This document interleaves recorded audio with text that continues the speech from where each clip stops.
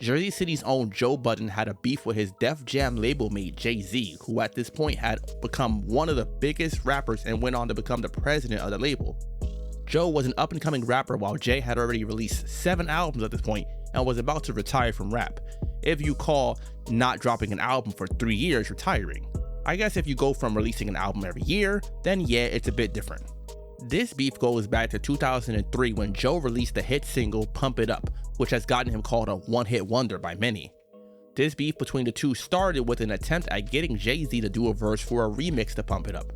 Apparently, Jay-Z claimed he would do the remix for $250,000, and that high price point is what set the beef off. However, according to an interview Joe had on Drink Champs in 2023, he stated that it wasn't him that spoke to Jay, it was Saigon, who had worked as an A&R, that had the conversation with Jay, and also that the amount was not $250,000, but it was indeed a high amount at the time for them to pay for a feature. Is it true that you asked Jay-Z to get on Pump It Up, and he said, give me $250,000? That's the rumor. That's a rumor. Because I didn't personally ask him. I couldn't personally speak to him. Did you go through Web and But I think Saigon reached out. Okay. So the rumor is you asked him for $250,000. No, I asked him for a verse. A verse. And he asked you. But you didn't ask him directly, you're saying? Yeah. I think he said to Saigon, I was outside probably in the hallway. But Saigon is direct. Hall. That's like me asking you for Boris. And for people that don't know, it's Desert Storm, that whole camp that you were in, right? Very powerful guy. Big up Saigon Dollar. Yeah. Very powerful dude. One of the Clues right-hand mans. Jay-Z then decided to do a freestyle to Pump It Up, coming out right after he basically declined doing the remix. Maybe he felt insulted by being asked to be on a remix to a song with an up-and-coming rapper, or he just had a personal issue with Joe. Either way, it's a pretty petty thing to do in my view. On the intro, he quotes Ice Cube from his track Jackin' for Beats, on which Cube was rapping on different beats throughout the track with the line, "Give me that beat, fool, it's a full-time jack move." Then says, "Don't worry, Skano, I'll give it back soon. Just having a little fun. What's up, little nigga?"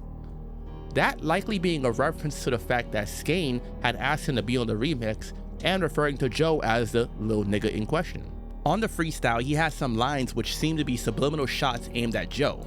He has the lines, "Worry, I'm not the Mike Jordan of the mic recording. It's Hovey, baby. You Kobe, maybe. Tracy McGrady. Matter of fact, you a Harold Miner, J.R. Ryder, washed up on marijuana. Even worse, you a Purvis Ellis. You worthless fella. You ain't no athlete. You Sean Bradley. I ain't talking to nobody in particular. My flow's just vehicular homicide when I'm kicking up dust. Anybody in my path is a car crash waiting to happen." The athlete lines are Jay calling himself the best in the sport of rap, and the person he's calling not an athlete could very well be taken as a shot at Joe, considering he's using the beat to his song. The funny thing is, the beat for this song was actually offered to other artists before Joe, like Jay-Z himself and Beanie Siegel. The line about dust is possibly a reference to how Joe is admittedly a former angel dust addict. However, that is assuming that Jay-Z knew this at this point. It's possible considering they were on the same label and all. Joe Budden responded with a freestyle of his own, once again using the Pump It Up beat. Joe starts off with saying, "Give me that beat, fool, it's a full-time jack move. Sorry Jay, Webb said take it back, dude. Nitty too, he played a part in that." Which is Joe pretty much stealing the beat back from Jay, who stole it from him. Webb and Nitty are New York street guys who Joe was associated with, and he's mentioned on his music and on his podcast several times. Joe starts off addressing Jay with the lines, "It's been a good week, Hova, you can give it back now. All these rappers is cooking crack and took the realness out the game, it's time to put it back in. The fans finally got it understood, they just yapping, while Joey's in the hood like Madden." By this point, Jay-Z had started referring to himself as Hova, so that is Joe talking directly to Jay. All these rappers cooking crack is a reference to the numerous rappers out there that rap about selling crack, Jay being one of the most prominent examples at that time. Joe responds to Jay's athlete lines with some lines of his own. "I ain't Kobe or Tracy, Jay-Z, JB, Merc, Joey the Future, I'm more like Dirk, anybody buying respect me, try and wet me, y'all dudes will never make it, y'all are Tyus Edney, I'ma stand out like Yao Ming, I'm what's sparking now, like fallback Shaq, I'm starting now, boys popping it, toys popping spit, I'm not from around these parts, I'm Stojakovic, never hear your man say I'm the Jordan of rap, but he's getting fatigued early and his scoring is lacking, legacy is getting ruined and you don't want that, so pretty much learn from him, don't come back." Now, I don't follow sports, but it's pretty self-explanatory. Just as Jay mentioned a bunch of athletes, Joe is showing that he could do the same. He then follows it up with the lines, "And rap is getting whacked, time for G's to step in, cause you are not that hot, don't believe the yes men, ain't about who's better than, it's so evident, they hard to be real with no evidence, and I ain't coming at Jay cause he's the greatest breathing, but he already paved the way, I'm just laying my cement." Ironically enough, he takes shots at someone for their legacy allegedly being ruined and whatnot, but he also claims to not be taking shots at Jay and calls him the greatest breathing. He also makes a reference to 50 Cent on here with the lines, "Seen many men with the Jake. Next time y'all listen to many men, or make sure you relate. Only Jay could've came, just blazed it like me. Everybody else chill. Just Blaze can agree." Around this time, Joe was also beefing with 50 Cent and G-Unit. If you haven't seen my video yet on their beef, then check that one out as well. Many Men is of course the promotional single by 50 Cent from his album Get Rich or Die Tryin', which was also released in 2003. And Just Blaze is the producer of Pump It Up, who was known, along with Kanye West at the time, for producing a lot of tracks for Jay, in particular on his Blueprint album released in 2001, which is considered a classic by many. Joe then finishes the freestyle off with the lines, "What the dealin', like New York been soft since Bin Laden came through and crushed the buildings, trying to restore the feeling, just speaking to ya, I'm just speaking through ya." The line about the buildings is both a reference to the September 11th attack on the World Trade Center in Manhattan, New York, but also a reference to the lines from the Jay-Z song Money Cash Hoes from his album Volume 2 Hard Knock Life. "What's the dealings? It's like New York's been soft ever since Snoop came through and crushed the buildings. I'm trying to restore the feelings." That itself was a reference to the video for the Dog Pound song, New York, New York, in which the video featured Snoop Dogg crushing buildings in New York. Also going back to September 11, 2001, that was the day that Jay released the Blueprint album, which I mentioned a minute ago. Fast forward to 2005, and Rockefeller co-founders Dame Dash, Kareem Burke aka Biggs, and Jay-Z split up, with Jay becoming the president of Def Jam and Dame and Biggs forming their own company. This news didn't sit well with some artists on Def Jam, in particular Joe Budden and DMX. Joe is known for not exactly being happy with the record labels he's been signed to, and Def Jam is no exception. He's been on interviews years later talking about how he could have handled the situation with Jay becoming the president of Def Jam better though. DMX had an interview with The Breakfast Club in 2012 in which he spoke on several things. One of those being about how for his 6th album, Jay was the president of the label and Jay had told him things would be good. But then when he recorded his album and shot the video for the single, Jay basically didn't follow through. What made DMX stop recording and we being truthful, because we want to know. We haven't heard from X in a long time. Y'all know the story already, you know what I'm saying? You used to be my dog, you was in my left titty, you know, scream right or die, I thought you would die with me, you know. What happened was, you know, like I said, I had the crazy track record, Def Jam, everything was good. You know, I go to do the 6th album, and, you know, Jay-Z became president. Yeah. You know, when he first got the job, he hit me with the call like, "Yo, dog, inmates is running the building," like, "Yo, you good?" Mm-hmm. Finish the album, shoot the video. What happened? Mm-hmm. Niggas go on vacation and, you know, we don't know. What you mean you don't know? Mm-hmm. How do you listen to a whole album, pick a single, shoot a video, then don't know? Mm-hmm. Okay, I see what's really good. You're trying to eliminate the competition, you know, because at first you retire, you know, then get me off the label, now you're back rapping again. His album wound up going through delays, which explains the gap in releases, with his first 5 albums being released between 1998 and 2003, but his 6th album being released in 2006. A similar issue also apparently went on with LL Cool J. According to DMX, Jay was trying to get rid of the competition. Remember in 2003, he released his retirement album, The Black Album, and then he returned to rap in 2006 with his comeback album, Kingdom Come. I say all that to say that Joe wasn't the only person that had issues with Jay being the president of Def Jam, and it is a part of the beef between these two. Around this time, Joe's 2nd album on Def Jam was supposed to be released, which was going to be titled The Growth. It wound up getting shelved, apparently due to Jay-Z. During all of this, Joe started putting out mixtapes, namely the Mood Music series. On Mood Music, The Worst of Joe Budden, the first in the series, he has a track titled Def Jam Diss. Granted, this mixtape was released before Jay became the president of the label, it probably doesn't help the relationship between Joe and Jay. During the freestyle, Joe has the lines, "Then they went and kept Joe off the Rock the Mic tour. Somebody probably thought Joey would've rocked the mic more."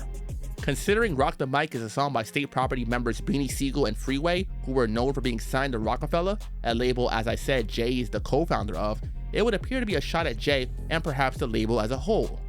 That once again goes back to the idea that Jay was concerned about the competition in the rap game, or maybe just had a problem with Joe in particular. In 2006, Joe released the mixtape Mood Music 2, Can It Get Any Worse? And on that mixtape is the song Old School Mouse. On that song, he makes mention of his beef with Jay-Z. Joe has the lines, "Don't hear Reasonable Doubt the same no more, I can't listen to Blueprint, got a resentment toward Hove, tried to hate on him, throwing in my 2 cents. They say don't bite the hand that feeds you, even if I wanted to, I can't, no teeth to.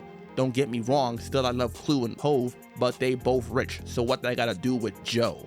Before that, he mentions falling out with DJ Clue, who was one of the co-founders of Desert Storm Records. So yeah, once again, Joe has a history of record label issues and aired out his grievances with a bunch of bars. In 2007, Joe released the mixtape Mood Music 3, For Better or For Worse. On that mixtape is the track Talk to Him. Joe sends shots at a few people on the song, Jay-Z being one of them. He has the lines, "For you times is tough too, cause ain't nobody buying your albums but you.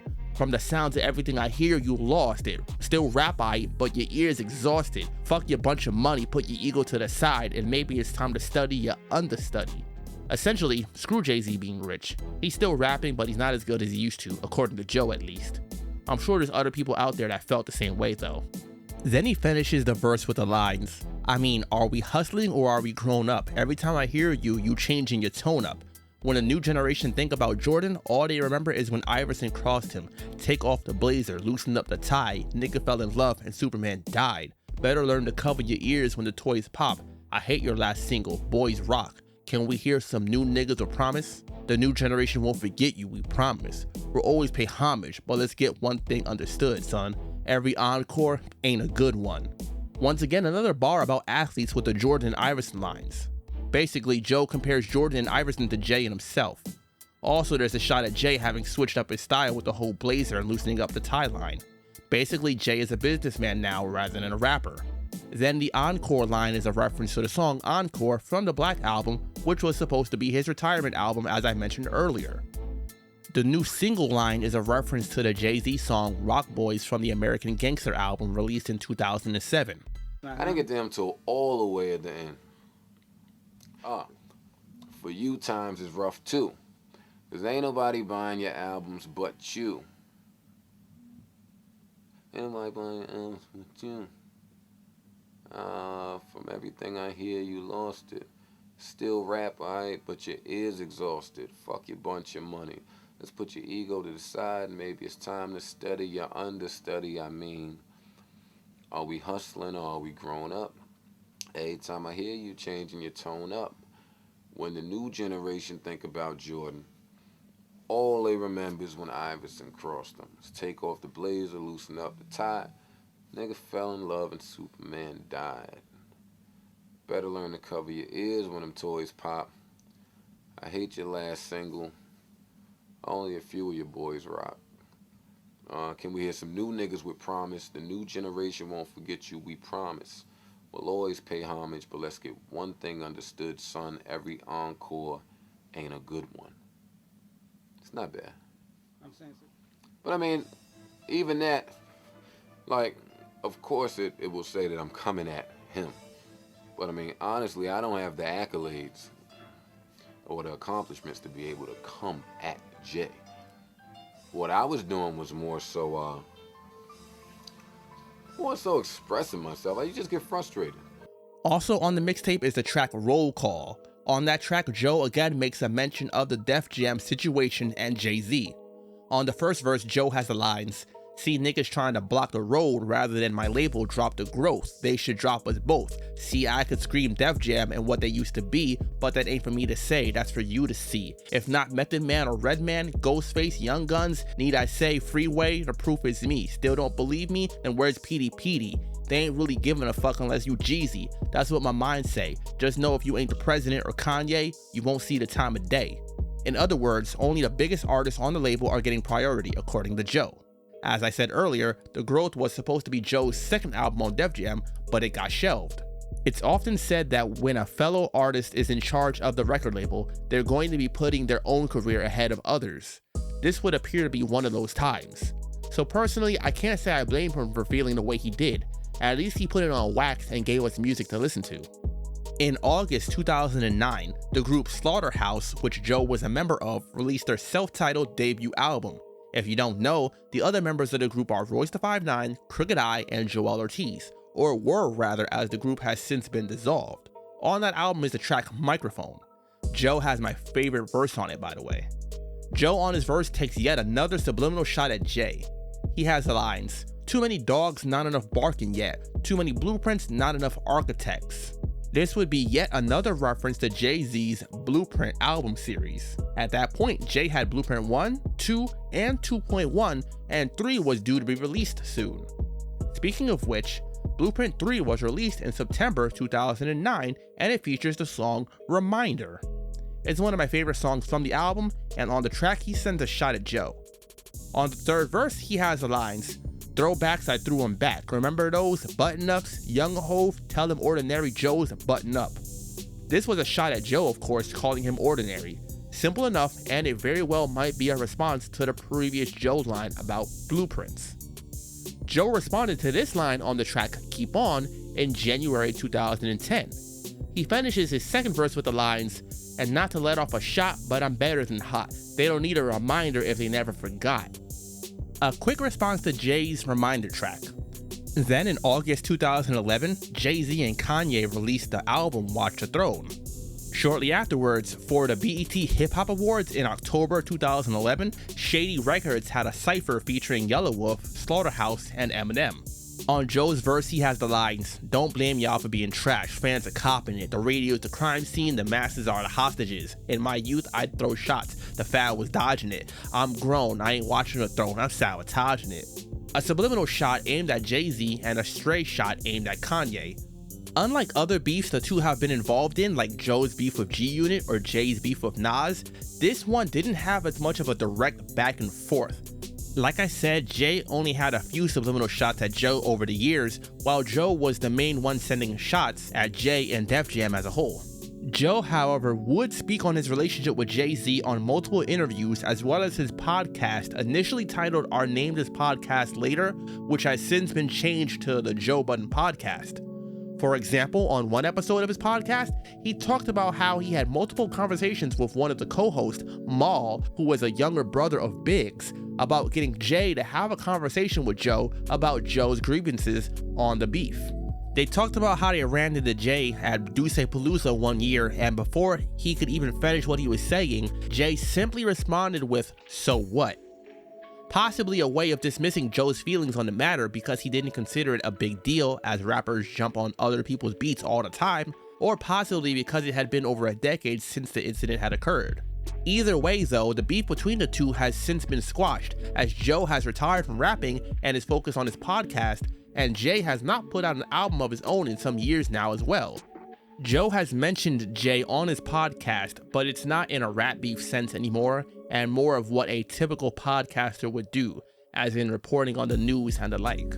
What do you think about the beef though? Was Joe right in venting his frustration in songs about Def Jam and Jay's decision making as president of the label? Was it right for Jay-Z to want to charge $250,000 to appear on the remix of one of his label mates' songs? Was he right in jumping on it and freestyling and setting shots at Joe? Not only did these two have a rap beef at one point, but they also entered the industry around the same time. Both of them released their debut albums in 2003. Joe with his self-titled album, and 50 with the classic Get Rich or Die Tryin'. 50 was well known at this point for his highly publicized beef with Ja Rule, which wound up getting other people involved like Jadakiss and Fat Joe, and anyone else who worked with Ja. The beef with Joe is probably one of his few rap beefs around this time that actually wasn't related to his Murder Inc. beef. Joe is known for his controversial takes and for ruffling feathers with punchlines at times. Check out my video on his beef with Saigon for a great example. 50 Cent appears to be the one that started things off in this situation though, as in 2003 he was featured as a guest editor For an edition of a XXL magazine, and on one of the magazine's segments, he mentioned a Joe Budden line from his single Focus. The line in question being, "We pump diesel, I ain't talking about jeans or sneakers," basically calling the line whack. Joe responded to 50 on a DJ Clue mixtape with the lines, "Rearrange jeans and features, pump diesel, I ain't talking about jeans or sneakers, think about it, you see, you rap dudes wanna hassle me, might have to treat this barrel like a spree well, you jump, I box out, what good is your bulletproof truck when you gotta hop out?" That being a reference to G-Unit rolling around in bulletproof vehicles. Another one of the first shots thrown on wax was with another freestyle Joe Budden had. He has the lines, "In jurors where they tuck heat and love shanks, and we keep money under the mattress, fuck banks. Niggas wanna act ape like a razor to both sides of the jaw when they give 'em a sad face." The double entendre for Banks and Lloyd Banks from G-Unit would seem to be a pretty subtle jab, but when paired with a reference to apes and the group he was in, G-Unit, in which the G is for gorilla, it would seem quite clear that Joe knew just what he was doing with these lines. Then towards the end of the verse, Joe has the lines, "If Game is a certified gangster, who be giving out certificates? Illegitimate, y'all niggas believe in him. He's yesterday paper, guess nobody reading him." In 2004, Jim Jones released his solo debut single, Certified Gangsters, which features Game on the remix. I've had a hard time finding when this freestyle was, but based on those lines, it would seem to have been released sometime after the Certified Gangsters track, which would mean sometime in 2004 at the earliest, if that line was indeed a shot at Game. Lloyd Banks and Young Buck from G-Unit had an interview, and they spoke on their beef with Joe. Banks referred to Joe Budden as Pink Budden, and basically chalked the beef up to a case of, if it don't apply, let it fly.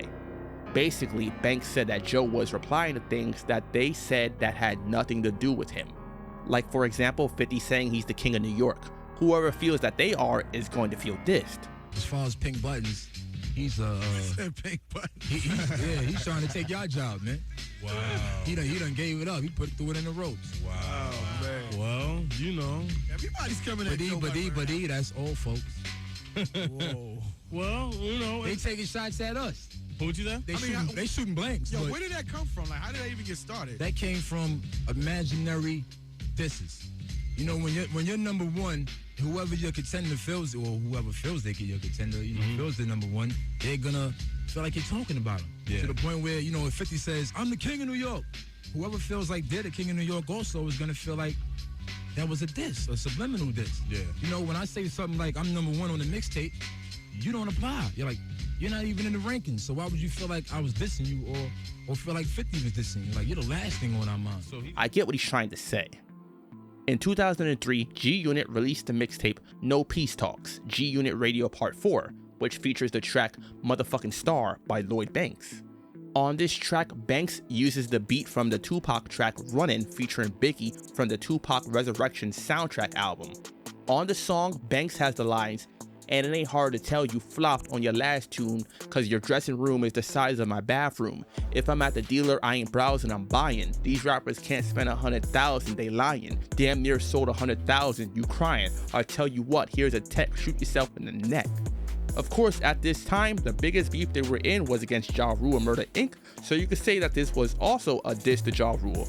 But when you look at the lines about selling damn near 100,000 albums, and you look at what Joe Budden sold in his first week with his debut album, which released that same year, it would seem to be a pretty clear jab to Joe, as apparently his album sold 95,000 copies the first week, just short of 100,000. Around this time, Joe Budden released the first of his Mood Music series of mixtapes, Mood Music 1, The Worst of Joe Budden. On that mixtape, he has the track Bitch Rappers and Metaphors, which, as you could tell by the title, is a diss to rappers with some whack metaphors. Who was one of the rappers who was known for their wordplay at this time and Joe just happened to be beefing with? Yeah, you got it, Banks. On the second verse of the track, Joe has the lines, "I love when black youths do they number and all make hits to make them little kids run to the store, but it's like rappers ain't got no hunger at all." This would be a reference to Lloyd Banks' debut album Hunger for More, which released in June 2004. Then on the outro of the track, Joe makes a reference to a line from the Lloyd Banks single I'm So Fly, where he mentioned being cooler than the other side of the pillow. Some sources state that the mixtape was released in 2003 and some say 2004, but based on the references that were made, I'm going with 2004. The timeline for some of these older mixtapes isn't always accurate, but the point is that he dissed Lloyd Banks on this track as well. Things got even more heated when at the 2004 Summer Jam in NYC, 50 Cent did the Grammy Awards, which was a mock version of the Grammy Awards show, and he said the nominees for the wackest rappers are Ja Rule, Joe Budden, and Black Child from Murder Inc., and it was a three-way tie between them. Also in 2004, the DJ Clue track, Cross Country Connection, was released, which features stacked bundles Joe Budden and Game. At this time, Game was a member of G Unit, and on Joe's verse, he had the lines, "Gangsters do real things because gangsters have to. I should have a real gangster whack ya, bang and clap ya, punk aiming at ya. He should be in the G Unit vid with all the gangster actors." This was seen as a reference to the G Unit video, Poppin' Them Things, from their debut album, Beg for Mercy, released in November 2003. According to Game, he received a call from 50 Cent asking him if he did a song with Joe Budden, to which Game said no. 50 told him that on a DJ Clue mixtape, there's a song with verses from them both. So apparently, to make matters worse, Clue put Joe on the song without telling Game. After this, Game was now officially beefing with Joe as well. Game released the diss track Buttons, which interpolates the chorus and instrumental from the classic Ice-T track Colors from the soundtrack of the film of the same name. In the intro, he states quite clearly that he's only going to have one diss track to Joe, and then he's going to resort to knocking him out. Knowing Game, do you really think he left it at one diss track though? We'll get to that a little later. In the first verse, Game references the whole situation with a DJ Clue song with the lines, "I'm gangbanging, wearing G6s, call them how I see them, these niggas is bitches," and Clue put this nigga on a song and now it's G Unit, and I came to get it on. You ain't hot nigga, you lukewarm. I'll hog tie your ass with G Unit shoes on. Of course, you know at this point, G Unit was selling clothes and sneakers too, so leave it to Game to mention G Unit shoes, even in a diss track. He then mentions what happened when they met in person with the lines, talking about you got ratchets and tools on. When you was at the All-Star game with no jewels on, I can't believe I gave you that. With the 4-5 on me, I should have gave you that. Pistol whip, you laid you flat. Game in the second verse, this is Joe with the lines, "You fake like Janet's titty. One call, 300 bloods in Atlantic City. You bad boyed and dance like Diddy. I give celebrity beatdowns, I bring the camera with me. On that mixtape shit, you knew my man was 50. And I keep something chrome in them tannish dickies." The line about Janet is a reference to the Janet Jackson incident at the Super Bowl in 2004 when she was with Justin Timberlake and one of her breasts was accidentally exposed. Some say that it was fake, and this seems to be a reference to that. Either that or Game was literally calling Janet Jackson's breast fake, which isn't cool either. The Atlantic City line is of course a reference to the fact that Joe is from New Jersey. It's an okay track, it is a classic beat, but Game sticks to his threats of physical violence and not much else. Joe responds with the aptly named Game Over. Joe isn't the only one that would go with the obvious Game Over title when dissing the Game, actually. If you haven't seen my video on Game vs. Razcast, check that one out for more details. On Game Over, Joe uses the beat from the classic DLC track, Funky Enough, from his debut album No One Can Do It Better, released in 1989. More specifically, he uses the beat from the Shine song, That's Gangsta, from his self-titled debut album released in September 2000, and that song samples Funky Enough. Joe on the intro of the track has some choice words for Game, like telling him that he's only a replacement until Yayo gets out of prison, and compares G Unit to the group The Five Heartbeats from the 1991 film because of the singing that 50 would do on songs. He starts the verse off with the lines, "Dude wanna be Dre, Ren, Ice Cube, or Easy, but you ain't them. Dude, believe me, your sounds type trash. Tell Banks to ghostwrite, but then you sound like Fab." Which of course is a reference to the NWA members that Game talks about regularly in his music, and then a reference to Banks' ghostwriting and how some people think that he sounds like Fabulous. He continues on with the lines, "Let's do the math. You ain't sold shit, and I sold 500K more than that. Heard your diss track, but I ain't even play all that because I just seen dude. He ain't say all that. Was in the same hotel. If dude wanted to do me, I'd have been Cassidy and gave him the room key." Which is a direct response to Game's lines about Joe's sales and seeing him in public as well and nothing happening. The Cassidy mention is a reference to his hit single Hotel featuring R. Kelly, released in 2003. Joe finishes his verse with the lines, "You need help. Is Dre gonna put him on the shelf? Better learn from Rakim. So when I see you, asshole, we can let the Glocks blow. Come through Jersey or I meet you at Roscoe's. Another fake thug gets killed. 100 red dots on you if you want to be a blood for real." The Rakim line is a reference to the fact that Rakim signed to Dre's Aftermath label and his album was shelved. Joe channeled his inner Tupac on the outro as he goes off on all the G-Unit and talks about their singing and how 50 should diss Joe himself instead of having his pawns do it. Game also disses Joe on the track The Breakdown 200 Bars and Running from the mixtape You Know What It Is Volume 2, Throwing Rocks at the Throne, released in 2004, and on the track he uses the beat from the Dr. Dre single Deep Cover. As the title states, Game rapped over 200 bars. How many exactly? I don't know. Game calls Joe a snitch with the lines, "They try to take me downtown, put me under the court, cause Joe Budden's told him I carry a gun in New York. And homie, that's strictly fact. He got ripped on wax, so he snitched just to get me back." I'm not exactly sure where the Joe snitching thing comes from, either a line from Joe or just Game making an accusation to diss Joe's character. He follows up with the lines, "No matter what you say, dog, your shit be whack. You better watch what you say, it might get you clapped. Here's a little advice, homie, switch your raps, cause that shit in your last album ain't get you plaques."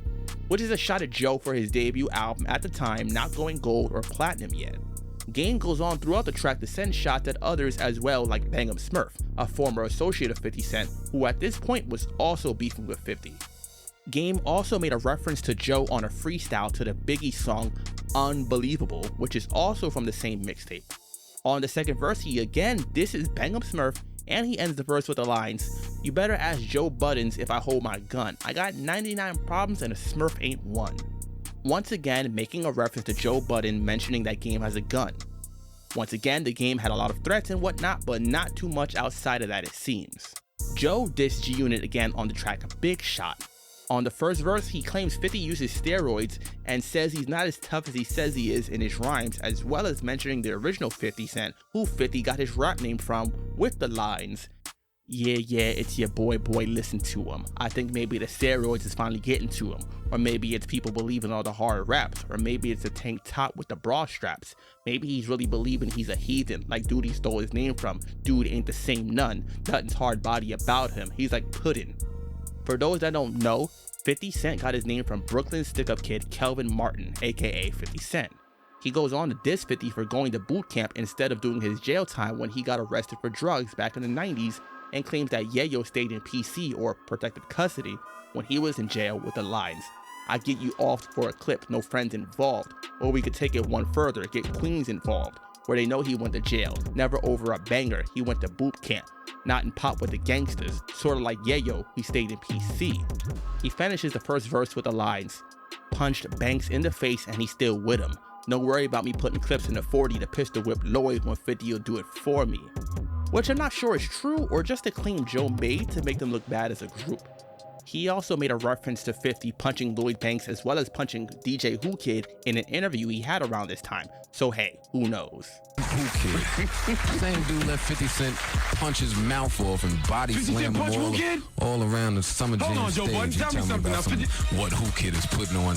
Man, if I man, listen. 50 Cent punched Who Kid in the face? Come on, I didn't say that. Yes, you did just say that. Said he punched him and you body slammed him like Hulk Hogan at WWE Raw. Who Kid? You ever say something to me about a Who Kid again in life? Who Kid? So anyway, man. So listen, 50 Cent smacked Who Kid. You gotta give it to 50. He's gangster though. He just run around punching dudes in their face. I used to punch Who Kid in the face. If 50 punch poor little Lloyd Banks all in the face. He punched Lloyd? Damn it. In the second verse, he switches targets to the Game. He starts the verse off with the lines, "Far as the kid Game, he's lame to say the least. Mad he from the west, so he diverted to the east. All he talk about, him and his mans are the blast pounds, but when you see him, he just dancing in the background." Essentially dissing Game for being a West Coast rapper, but joining a group from the East Coast, and for being in the background of all the G-Unit videos, but not really having any of his own. If you remember back around 2003, Game was featured in G-Unit videos. For example, he was seen briefly in 50 Cent's video for the hit single In the Club. Sometime in 2004, G-Unit released the mixtape G-Unit Radio, The Fifth Element, which features Steve O speaking at various points, and on an interlude, he disses Joe Budden. Ironically enough, Game wound up being kicked out of G-Unit early in 2005, and he would then turn his attention to dissing his former group mates above anyone else. All that dissing he did to artists like Ja Rule and Joe Budden to show his loyalty for this to be the outcome is wild. The beef between Joe and G-Unit continued, however. Lloyd Banks would dish Joe Budden on the track We're Back with Young Buck. On Banks' verse, he has the lines, "That's why I'm on a level you need to step your rap game up to. I live on the road, but for the pay I'ma roll out. Besides, my hotel room is bigger than your whole house. Fuck the game, don't let the rap game fuck you. They shelf ya, won't nobody hear your shit but you. I help ya for a good price if you could swallow your pride, cause you're not ready, you're hood nice." That is a reference to the Step Your Game Up segment from XXL magazine that 50 mentioned Joe Budden in, and the fact that Joe's second album due to release on Def Jam was shelved. In 2004, he released singles from his then upcoming album The Growth, but it wound up being shelved indefinitely. Joe took shots at Game again on a freestyle to the hit single by Fabulous, Breathe. On the first verse, he has the lines, "And I ain't got beef with one gang, just one clown dude who just got rid of his tongue ring. Put us in a room alone, give us room alone, he knows better. He'd never step in a room alone. When it's all done, I'd be leaving the room alone. Sad part is, they wouldn't even know you was gone." Joe hit G-Unit with yet another diss track, this one titled Heartbeatology, which is a callback to him calling G-Unit the 5 heartbeats on the Game Over track. He starts off his verse dissing 50 with the lines, "Rap's too commercial, just like commercials advertising shit, lying on the product. They say he's alright, but man, I don't see. You'll always be an Onyx hype man for me." Which is a reference to 50's first big appearance being on the Onyx single React from their third album, Shut 'Em Down, released in 1998. He then disses 50 for having help from Dre, Eminem, and Nate Dogg on his music, and claims 50 lied about how many times he was shot with the lines, "Kick one line where real nigga praise you without M, Dre, or Nate coming to save you. Got shot twice, paper said 9. Guess Jada missed a few lines, like why 50 lied to us, oh probably to sell, and why he leave his main man Muttley in jail. And y'all give him love, but 9 minus 2 is 7, I reckon we missing some slugs." The Jada mention is a reference to his hit single Why, and the Muttley mention is a reference to the character Muttley, who was a sidekick to the villain Dick Dastardly from the animation studio Hanna-Barbera. Joe then goes in on the second verse to send a shot at Game for appearing on Change of Heart by stating that he's probably gonna wind up on Blind Date next. Then in 2006, Joe released Mood Music 2, Can It Get Any Worse?, which features the track Dumb Out, a track where he raps for over 7 minutes about a bunch of things, and of course, one of those was taking another shot at Lloyd Banks. In the second verse, he has the lines, "I probably fool cats cause I don't ride out in some big car in the streets, like I ain't some big star and these young motherfuckers is about to fuck up, like leaving their whole career in some bitch car. No name, but just no sublime, nigga, you know who you are. Or end it before it goes too far. Your buzz still fucked. You a liar, money, I'm still spending pump it up, fire money." The career in the car is a reference to the story about Lloyd Banks losing the CD of his upcoming second album, The Big Withdrawal. Some woman got a hold of the CD and the album leaked, which led Banks to scrap it and then release The Rotten Apple instead in October 2006. Fast forward to 2008 and the beef between Joe Budden and Game was officially squashed. In 2008, Joe had an interview on Vlad TV and was asked about his beef with the Game. He explained how the beef started over the line from the Cross Country Connection song, and that Game was the one that reached out to him to squash things. Me, Game, and Stack Bundles did a joint on Clues tape. Cross Country Connection. I don't remember the name of shit. And it was really Game and Stack, and Clue just kind of spliced me on there. So I got on there, and I stand by this today. I had no intention of causing any drama on that track. I mean, we eventually met up and decided it'd be best for both of us to just dead it. But yeah, that's why I say it wasn't really the beef was over at that point. We just may not have been fucking with each other. I never had I didn't carry that beef on after that. Unless I was asked about it, I would say something about it, and vice versa on his part. So yeah, that was it. That was the beef. They talked things out, and Joe kind of hinted that something might be in the works with them together. Felt real good. Y'all talked about doing songs together? We talk. We talk. Me and him actually are similar in a lot of ways. How, I won't say, but but we are. We talk. I mean, if I tell you everything that we talked about, it'll probably spoil anything that will ever happen. Right? I don't want to give it away. It'll be dope when it happens. That wound up coming to fruition when Joe released his fourth album, Padded Room, in February 2009. On the album is the track The Future, featuring The Game. It's not a bad track, it's a song about women, not really what I would expect from a Joe Budden and Game collaboration.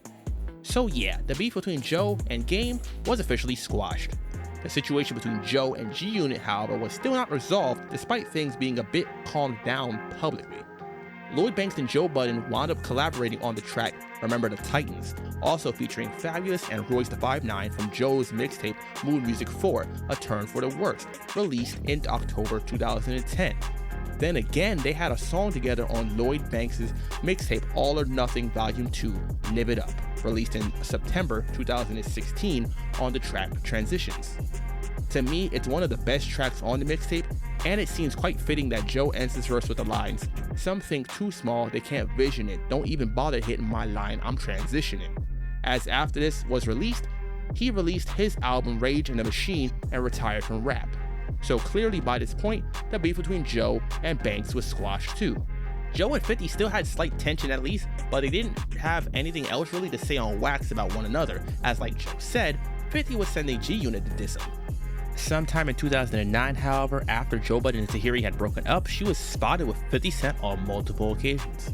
Knowing 50, that was possibly his way of being petty and getting back at Joe for the diss tracks aimed at him and G-Unit, as this is similar to what he did during his beef with Rick Ross around this time as well. After all of this, 50 and Joe did still have some things to say about one another in the media. For example, in September 2017, on Everyday Struggle, they posed the question of which rapper had the best run. Joe's answer was 50 Cent, largely due to all the obstacles he faced early in his career, like having beef with street guys, as well as having to deal with being blackballed from the music industry. 50 Cent had the greatest run that I've ever seen in my entire life, and that will probably remain the same. That answer will never change from me. I'm very aware of all the people that 50 Cent had beef with. He shouldn't have beat any of it. They should have killed him. They tried to kill 50 Cent for years. He should have died. He did not. He then had to deal with real live street beef with being blackballed. He shouldn't have beat that. In December 2017, Eminem released the album Revival. Joe, as he tends to do, gave his opinion of the album, which wasn't too favorable. This caused Eminem to take shots at Joe, and also Bizarre from D12 released the diss track Love Taps, aimed at Joe Budden and Jay Electronica. 50 Cent also chimed in with a post on Instagram aimed at Joe Budden, captioned with, "That was a bad idea. Look, you got a little ass whooping coming. It's not a big deal, you will get over it." Then in April 2020, Lloyd Banks called into the Joe Budden podcast. Once again, they seemed to be on friendly terms. Then again in July 2022, Banks made an appearance on the podcast, this time in person. So like I said, Joe and Banks had certainly squashed their beef if nothing else. The beef between Joe and the unit was pretty much over with. Joe, being focused on his podcast, has had his comments about things going on in music as usual, and there were things said back and forth, like the whole 50 defending Eminem thing, but it wasn't anything like it was back in 2004 when diss tracks were going back and forth between them. Jersey City rappers Joe Budden and Ransom might be cool now, but there was a time period where they had a falling out, and there was quite some tension there. We're gonna go through what started their feud, but first we're gonna go back to how they got their start to better present the situation. Randy Nichols, aka Ransom, started his rap career in Jersey City, and sometime around 2002 he was a part of the group The A-Team, along with fellow rapper Hitchcock. The two were put together by Joe Budden, who was recently signed to Def Jam at this point, after he got his own start in his rap career by working with DJ Clue, a co-founder of Desert Storm Records, known for signing artists like Fabulous and Stack Bundles. The A-Team reportedly was supposed to sign to Def Jam at one point as well, but the deal fell through, which led to them releasing a series of mixtapes, getting their buzz up in New Jersey.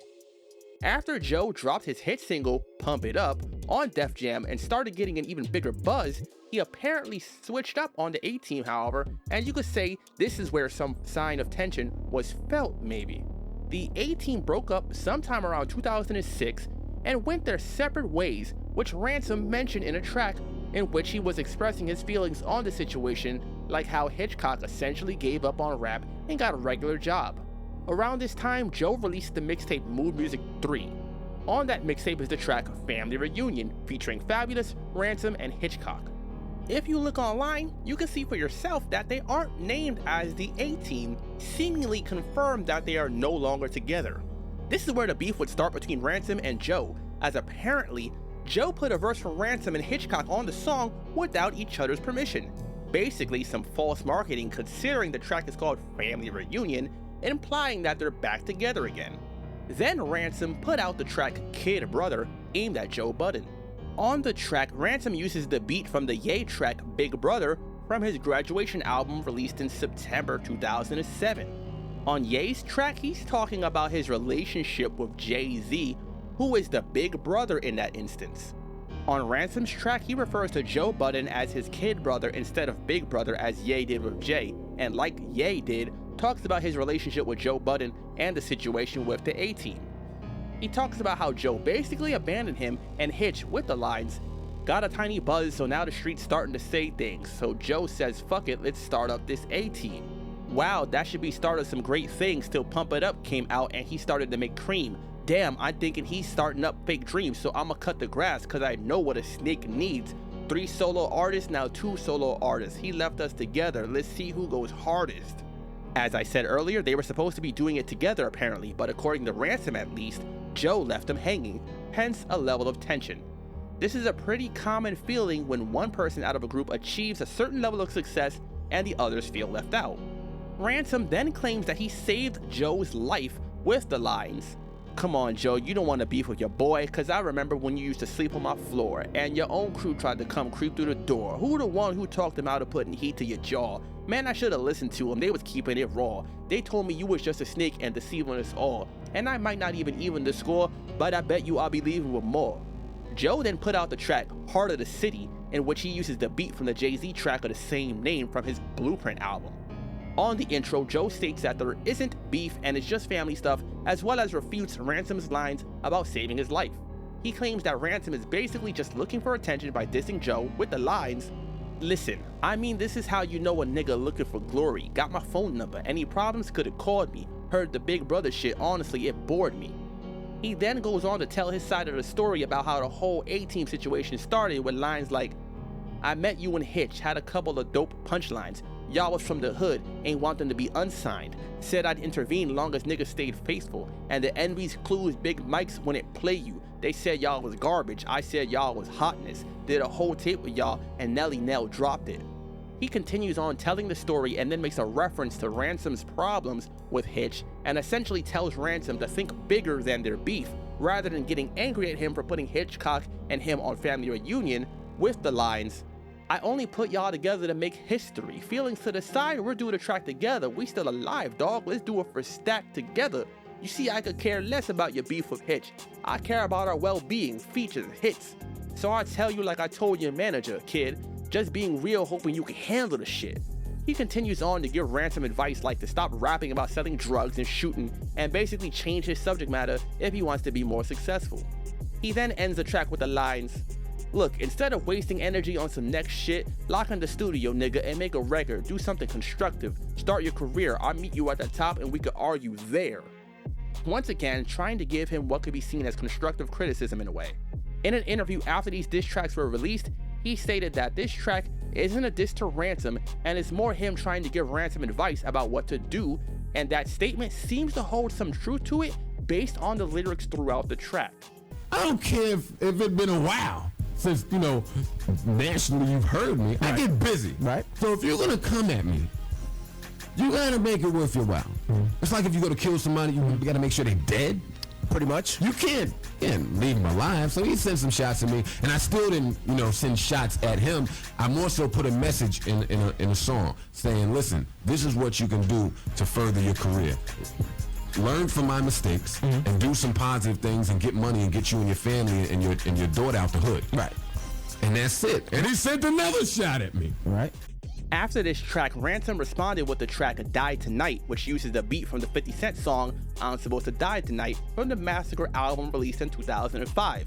On the intro of the track, Ransom mentions that Joe hasn't been to Jersey in years and reiterates his claim of Joe sleeping on the floor of his studio and states that Joe used to record in it. Throughout the track, Ransom takes shots at Joe for being soft and not selling dope like himself. He also makes a reference to Joe's beef with Game and claims that Game threatened Joe and Joe basically backed up from it out of fear. He disses Joe for not putting on for New Jersey with the lines, "You were supposed to put Jersey on like Beans put Philly on, but now that your deal is gone, I see what you really on." Beans, of course, is Beanie Sigel, one of the most well-known rappers from Philadelphia and known for his group State Property. This is also probably a reference to the fact that Beanie's group was signed to Rockefeller and Def Jam, just like how Joe was signed to the latter around that time, but A-Team never got signed. He ends the verse with the lines, "I'm the strongest nigga reppin' the East besides 50, and I don't know what this nigga's trying to do. Yeah, I know about John and who he's trying to screw, cause I know what with you know who. I'm cool, nigga, let's keep that between me and you." 50 Cent was considered a pretty tough rapper, and he also was beefing with Joe Budden as well, so dropping his name makes sense there. The John in these lines is a reference to Fabulous, whose first name is John, and it's also a reference to Jay-Z's line from Takeover, where he implied doing something with the mother of Nas's child, which he expanded on in the diss track Super Ugly. Here, Ransom is saying that Fabulous had sex with Joe's girlfriend, Tahiri. Ransom also implied this a little later on in the beef, which I will be getting to shortly. Afterwards, Ransom just goes off for the rest of the track talking about Joe sleeping on the floor of his studio again, and how Joe doesn't come around Jersey City and so on. Also on Mood Music 3, Joe has the song Dear Diary, on which he seems to take some shots at Ransom as well. In the beginning of the track, he says 10307, which is most likely a reference to the day he was recording it, and also fits right in with the title of the song, as in a diary, you're more than likely going to start with the date. He appears to be talking about Ransom, starting from the lines, "You was riding shotgun, I was wheeling the whip. Shit, I even let you rock out, being Bill Belichick, taping from the sidelines, stealing my shit. But dog, you was like a mini-me, mocked me, envied me. Turns out you was blowing hot air, Kenny G. But you was cool, accepted you instantly. Not a groupie, but you had a few tendencies. And though we share a few memories, couple wrong turns will turn a friend to an enemy." Considering that he mentions being pretty close to this person, that pretty much excludes the other rappers Joe had beef with up until this point, like Jay-Z or 50 Cent. Later on, he expands with lines making it more likely that it is Ransom, like, "If niggas ain't as hungry as you, then why feed them? Niggas ain't trying to be led, then why lead them? Having big problems with your dogs, why breed them? I'll keep my part up, keep my guard up, was like Thundercats but changed faster than Chitara. This a small part of a larger issue. Sometimes acceptance is so hard to get to, but we all equal. No one lower or above me. I love my team just as much as they love me. If not more, if I turn the knob, we all going through the door. I ain't coming back for y'all. The whole crew feel the same as me. How could you ignore something so plain to see?" Basically talking about how Ransom and Hitchcock were a part of the team and so on. Towards the end of the song, he switches subjects to talking about the issues with the mother of his son, like going to court. In response to the previous Ransom track, Joe released the track Ransom Note, in which he uses the beat to the classic track Takeover, also from Jay-Z's Blueprint album. In my opinion, this is a pretty good idea for Joe to use his beat, considering how Ransom used a line from Takeover when he dissed Joe. The track is over 9 minutes long, and the first 3 minutes or so is Joe Budden talking about how the diss tracks have played out so far, with Ransom putting out the first track, then Joe responding, then Ransom coming back, and now Joe responding again. Unlike the previous track where Joe claims he was really giving Ransom advice on how to better his career, it's pretty clear on this one that Joe is going for the jugular. The title of the track can be seen as both a reference to the title of Ransom's mixtapes, Ransom Note, as well as holding something for ransom like kidnappers do. Joe got to business for real on Ransom here. There's plenty to break down. He talks about how he's not originally from Jersey City as he was born in New York, and takes a shot at him for starting a frivolous beef with the lines, "Some JC heads might want to lash and do me, but shit was out of order when I came across the border as a foreigner and hit the home run like Matsui. This is pointless beef for the retarded kids. The nigga can't even tell you why he started this shit. I mean, he can't make a record. The tape's coming out that nobody care about. You can see that he desperate." once again claiming Ransom is trying to get attention by dissing Joe. He then goes on to take a shot at Ransom's street credibility and how he's still just a local rapper after years with the lines, "Wanna be hard so bad, no identity left, so he'd run around committing identity theft. See, the kid is confused, the nigga used to work at Home Depot, maybe that's why he's spitting about tools. You ain't hustling on the steps, before we rap you was in culinary arts, hustling to be a chef.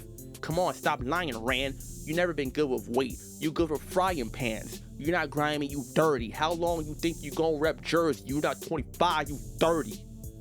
He then goes on to respond to some of Ransom's lines again and disses him for repping the hood with the lines, "I took him to the studio so he could lay his first shit. So you right, these young niggas don't know me, but do your homework, go ask a few OGs. Me and you see the hood different, you glorify it, I'm horrified of it. Don't be stupid all your life, Rand. Be clear, I fuck with cats from the hood that wanna leave there."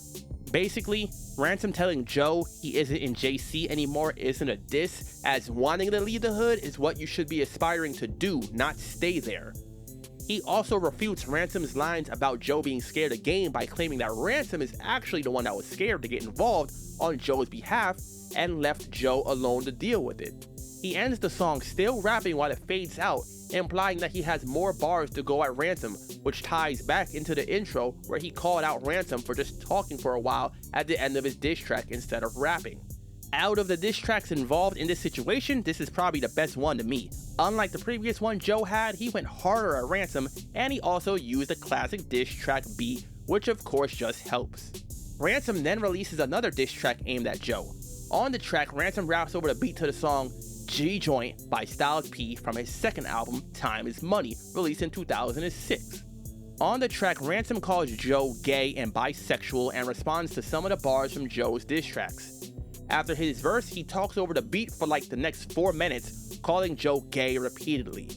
Not much else to say about that track really, because he really does just call Joe gay and bisexual like 20 times or something. How is Joe both gay and bisexual though? It's one or the other.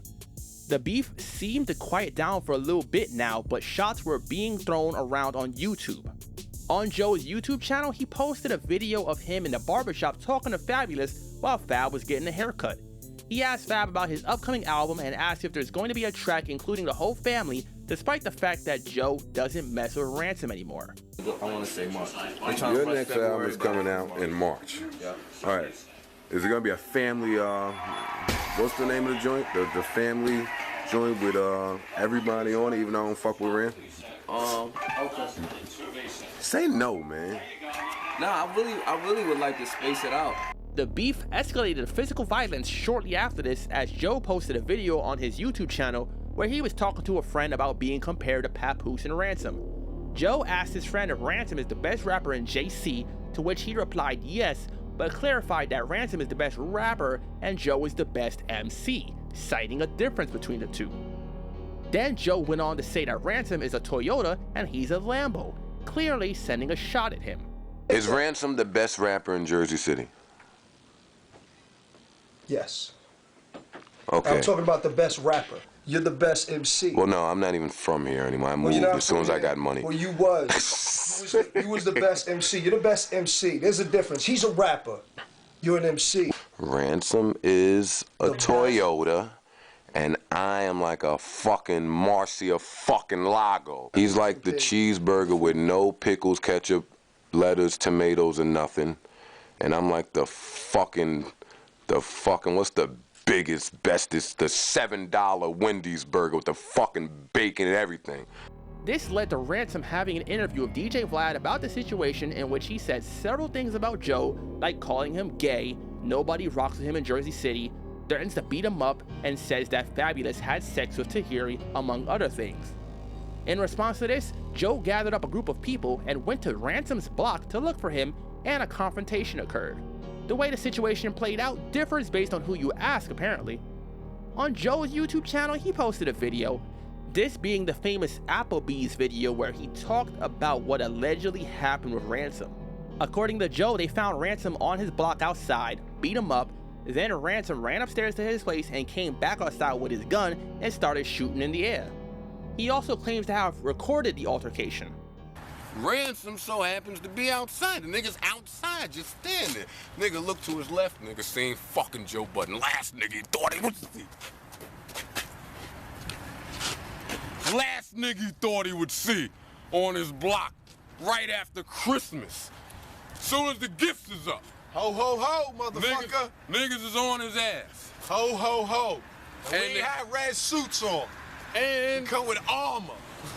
The nigga, just like I thought, wasn't the same in person when you see the nigga in person.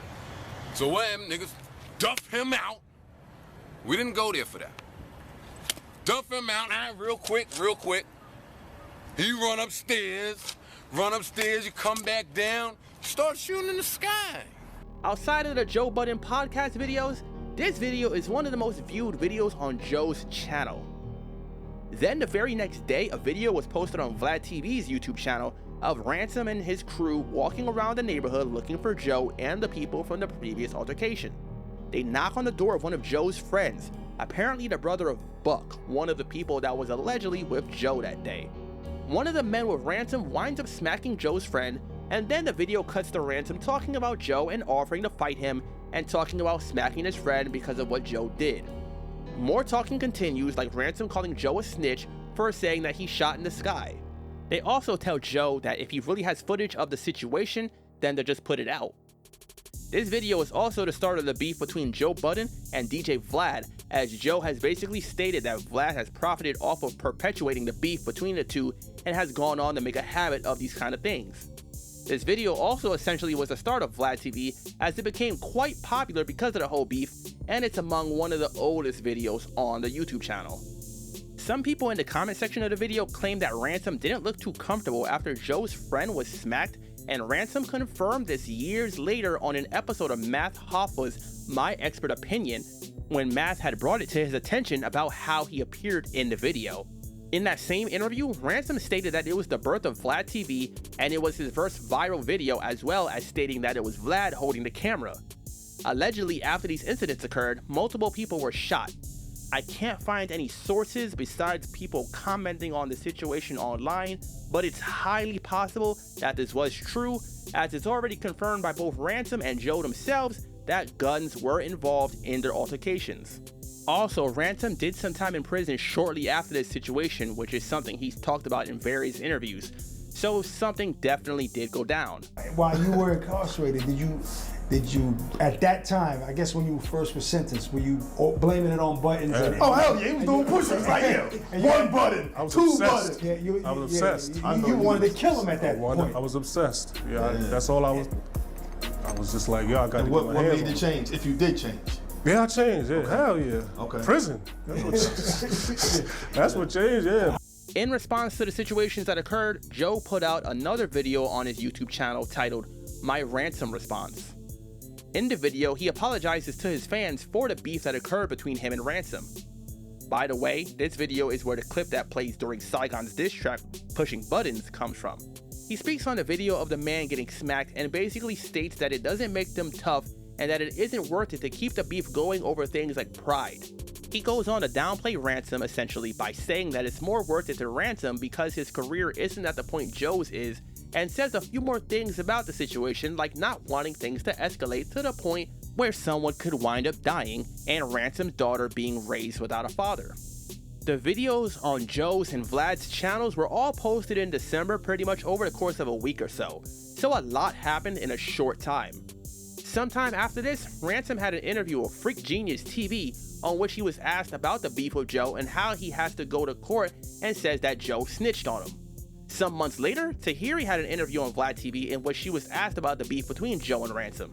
Tahiri basically stated that Ransom shouldn't have mentioned her during their beef. Vlad asked her if she was the one pushing Joe to respond to Ransom, and Tahiri said that yeah, she is the one that put the battery in Joe's back. So yeah, basically yet another rap beef that escalated over a woman. In 2012, Ransom had an interview with Jack Thriller from This Is 50, and Jack asked him about what happened with Joe Budden. Ransom responded saying that Joe was the one that took things to a physical level as they were just beefing on records before then. When Ransom got released from prison, he went back to releasing music, and on a mixtape he released in 2013 titled The Alternative, he has a track titled Open Letter, on which he raps using the beat from the Jay-Z track Open Letter. On the track, he seems to have a subliminal shot at Joe Budden with the lines, "You can smell the death in the air around the benches, but you'll never see Ransom run from his consequences. Getting rich off dollars is what I'm bout, nigga. The biggest slave in the yard killing the house, nigga." Consequence is the name of a rapper who is known for being a cousin of Q-Tip from A Tribe Called Quest, as well as for working with Ye. He was on Love and Hip Hop New York and at one point punched Joe, who was also on the show, and there was some tension between the two. This would appear to be a reference to that situation, as that had happened early in 2013. That would appear to be it for the diss tracks between the two. Also in 2013, Ransom had an interview on Vlad TV in which he was asked about the beef of Joe and how everything happened. He broke down the incident where Joe and his crew came down, and he expressed that he was told that they were coming down there to his neighborhood but didn't plan on actually finding Ransom and were basically just doing it for appearances. He also stated that he didn't shoot in the air when he had his gun, and he was shooting at the people that he had the confrontation with, and that a week after the situation, the police came to his place, which led to his arrest and prison time. Then they spoke about the slapping incident, and Ransom stated that he regretted doing the whole thing. A few years later, in 2017, Ransom had an interview on This Is 50 and explained the beef of Joe again, as well as why he went to prison. Here he states that the shooting wasn't the only reason that he was locked up. The shooting prompted the police to show up, but he did time because they found drugs then. By this point, Joe had already retired from rapping and was focused on his podcast and other shows, while Ransom had been still putting out music, getting his buzz up. Then a few years later in 2021, Ransom made an appearance on Matt Hoffa's My Expert Opinion, like I mentioned prior, where he talked about how the beef of Joe went down and DJ Vlad's involvement. Then a few months later, Ransom also made an appearance on the Joe Budden podcast, so clearly at this point the beef between the two was done. Vlad made an appearance on My Expert Opinion after Ransom, and Math asked Vlad about the Ransom interview. Vlad shared his side of the story, stating that he wasn't the one that interviewed Ransom and that he had his employee do it. He also states that Ransom reached out to that same employee with a video for them to put on Vlad TV, that being the infamous slapping video. So he refutes what Ransom said in his interview about Vlad being the cameraman. Math asked him why he was implicated as the person who talked to the police after the shooting incident, and Vlad states that he talked to Ransom about who Ransom thinks it was, and also denies the police ever questioning him about the situation and saying he had no involvement regarding his arrest. So yeah, the beef between Vlad and Joe might still have some back and forth, but the beef between Ransom and Joe is pretty much squashed. As far as the diss tracks from this back and forth, personally it goes to Joe for me. You gotta give it to Ransom too though, because Joe has quit rapping since then while Ransom is continuing to put out music. That diss Joe did using the Takeover beat is probably my favorite out of the bunch. It's unfortunate that things had to be taken off wax and turned physical, especially since it resulted in Ransom doing some prison time. What are your thoughts on the beef? Who came out on top lyrically? Do you think Joe was right for escalating things further? Do you think Vlad was wrong for putting out these videos on the incident? New Jersey rapper turned podcaster Joe Budden and Brooklyn rapper Saigon had issues with each other going back to around 2008. Saigon around this time was an up-and-coming rapper who, after being released from jail, began rapping and releasing mixtapes, garnering a buzz and eventually signing to Atlantic Records to release his debut album. The label unfortunately wouldn't release it without him releasing radio-friendly singles, which if you've seen my video on Lupe's history with Atlantic Records, then you probably already know how that goes. He eventually found his way off the label and then wound up signing to independent label Amalgam Digital and released his debut album, The Greatest Story Never Told, in 2011, after several years of record label issues. Ironically enough, this is also the label Joe wound up signing to after he left Def Jam. Speaking of which, Joe released his debut self-titled album in 2003 on Def Jam, was featured as a character in 3 of the Def Jam Vendetta games, and had a hit single with Pump It Up, which was featured on his debut album, as well as the Too Fast, Too Furious soundtrack released also that year. That track is the reason people till this day call him a one-hit wonder, which is a bit of a stretch, as he had or was featured on a few other singles that were on the Billboard charts also. Pump It Up would be the biggest one, however. By 2007, he was off Def Jam, had beef with Jay-Z among other rappers, and was known as a bit of a problematic yet highly skilled rapper. Joe released a series of mixtapes over the years titled Mood Music. On his Mood Music 3 mixtape, released in December 2007, he has the track Roll Call, and here is where the trouble between the two lyricists start. On the second verse of the song, Joe has the lines, "Soon as my wife gone, they jump on the python, they ain't know I'm out to hit and run like Saigon." To Joe, this might have just been a slick punchline, but it clearly didn't sit too well with Saigon. In case you don't know what that is a reference to, Saigon and Mobb Deep had a beef around this time, and they wound up getting into a physical altercation in SOBs earlier that year. The hit and run is a reference to Saigon hitting Prodigy from Mobb Deep and then running out of the venue being chased by Mobb Deep's crew. Also, it could be considered a double entendre, being a reference to the city in Vietnam, Saigon, and the Vietnam War. Joe and Saigon at this point started going back and forth at each other in interviews and on wax. For example, Joe on Smack DVD was asked about recent rappers who had beef with him, like Saigon and Prodigy. Yeah, funny thing is, not only was Saigon beefing with Prodigy around this time, but Joe was also. In response to the mention of Saigon, Joe explained by stating that it was over the line and said that it was just a punchline, not intended to be a diss to Saigon. First off was Saigon. You know what I'm saying? He had a blog, and basically he said he was gonna smack Earth, Wind, and Fire out of you because of the lyrics you said in the freestyle on BET. Which lyrics was he referring to? And you know what I'm saying? Can you explain like exactly what? As soon as my wife's gone, they jump on the python. They don't know I'm out to hit and run like Saigon. Putting back the ice on, had it screwed up. I finally figured out that hate is the new love. And it went on and on and on. It's a track called Roll Call off Mood Music 3. If you don't have it, make sure you go get it. That was the line. I didn't really mean nothing by the line. I didn't say it to purposely ruffle his feathers. But yeah, he caught offense to it. He got sensitive over it like a lot of MCs do. So basically, if he got offended over it, that's on him. Joe dissed Saigon with the aptly titled track, Letter to Saigon. He speaks on how Saigon took the line the wrong way with the lines, "Say what I feel, it ain't my fault, they feel what I say. Seem like in every interview, niggas wanna mention dude. You took my good punchline, got it misconstrued. Ain't diss you then, but nigga now I will. I'm just saying how I feel." He goes on to diss Saigon's then awaited debut album, The Greatest Story Never Told, with the lines, "The greatest story never told, won't be ever told. Mixtapes never sold. Leak the shit, let it go. How you gonna be a big name in the future, not even big named as a loser?" He goes on to speak on Saigon's co-signed by Rockefeller producer Just Blaze with the lines, "You backed by a big name producer who gave the smash to T.I. Can't even be mad at Just, cause I can see why." Which leads me to wonder what the fans would see if we turned to Saigon TV. We'd see an artist struggling to get buzzing with the best production.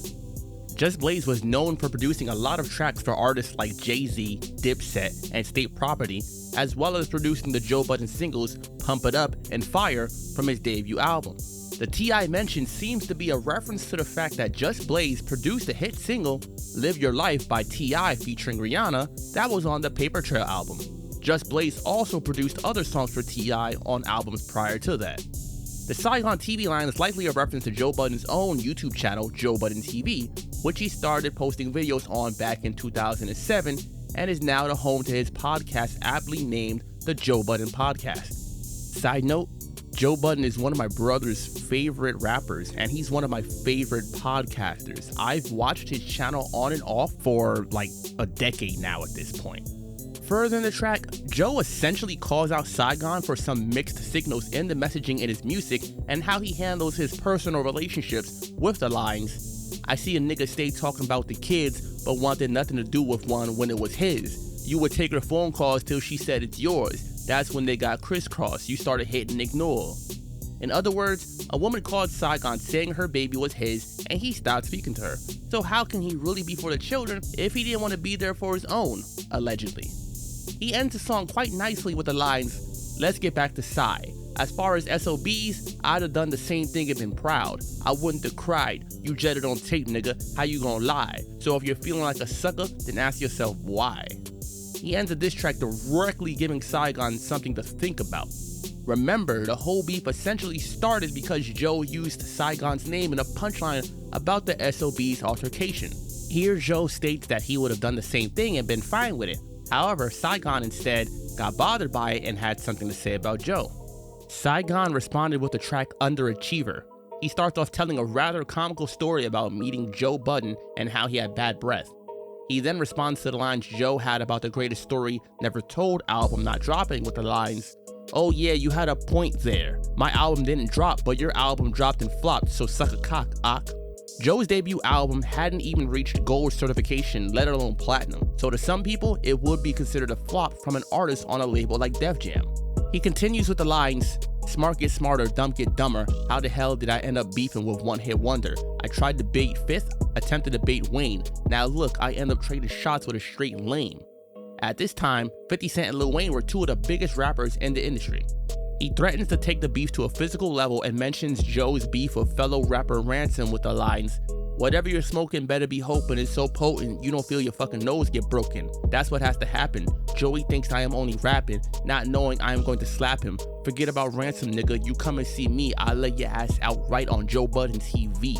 Once again, Joe Budden TV was Joe's YouTube channel. He then goes on to say that Joe Budden's son is gay with the lines, "You mentioned my seed, you bothered the right one, cause Lil Trey is gay, like father, like motherfucking son." That of course being a reference to when Joe mentioned Saigon's child's mother in Letter to Saigon. Overall, it's not a bad response. He directly responded to a few lines from Letter to Saigon, but between the two, personally, I'd probably take Joe's diss. Joe Budden came back with the track Pain in His Life.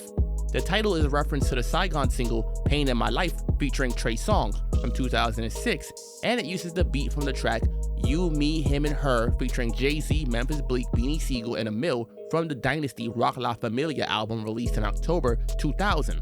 Joe comes out swinging with a direct response to Saigon's track Underachiever with the lines, "Underachiever was an underachiever, almost thought you would come with the ether." Of course, Ether is considered one of the best diss tracks of all time, and it's one that is easily in my top 10. Joe then has a string of lines with a punchline about the 5 senses, which I found to be pretty good as well. "I'm the bomb with the pen, I'm more like a bomb with no pin. How the fuck is Saigon gonna win? He a loss of interest, talking about my son is senseless.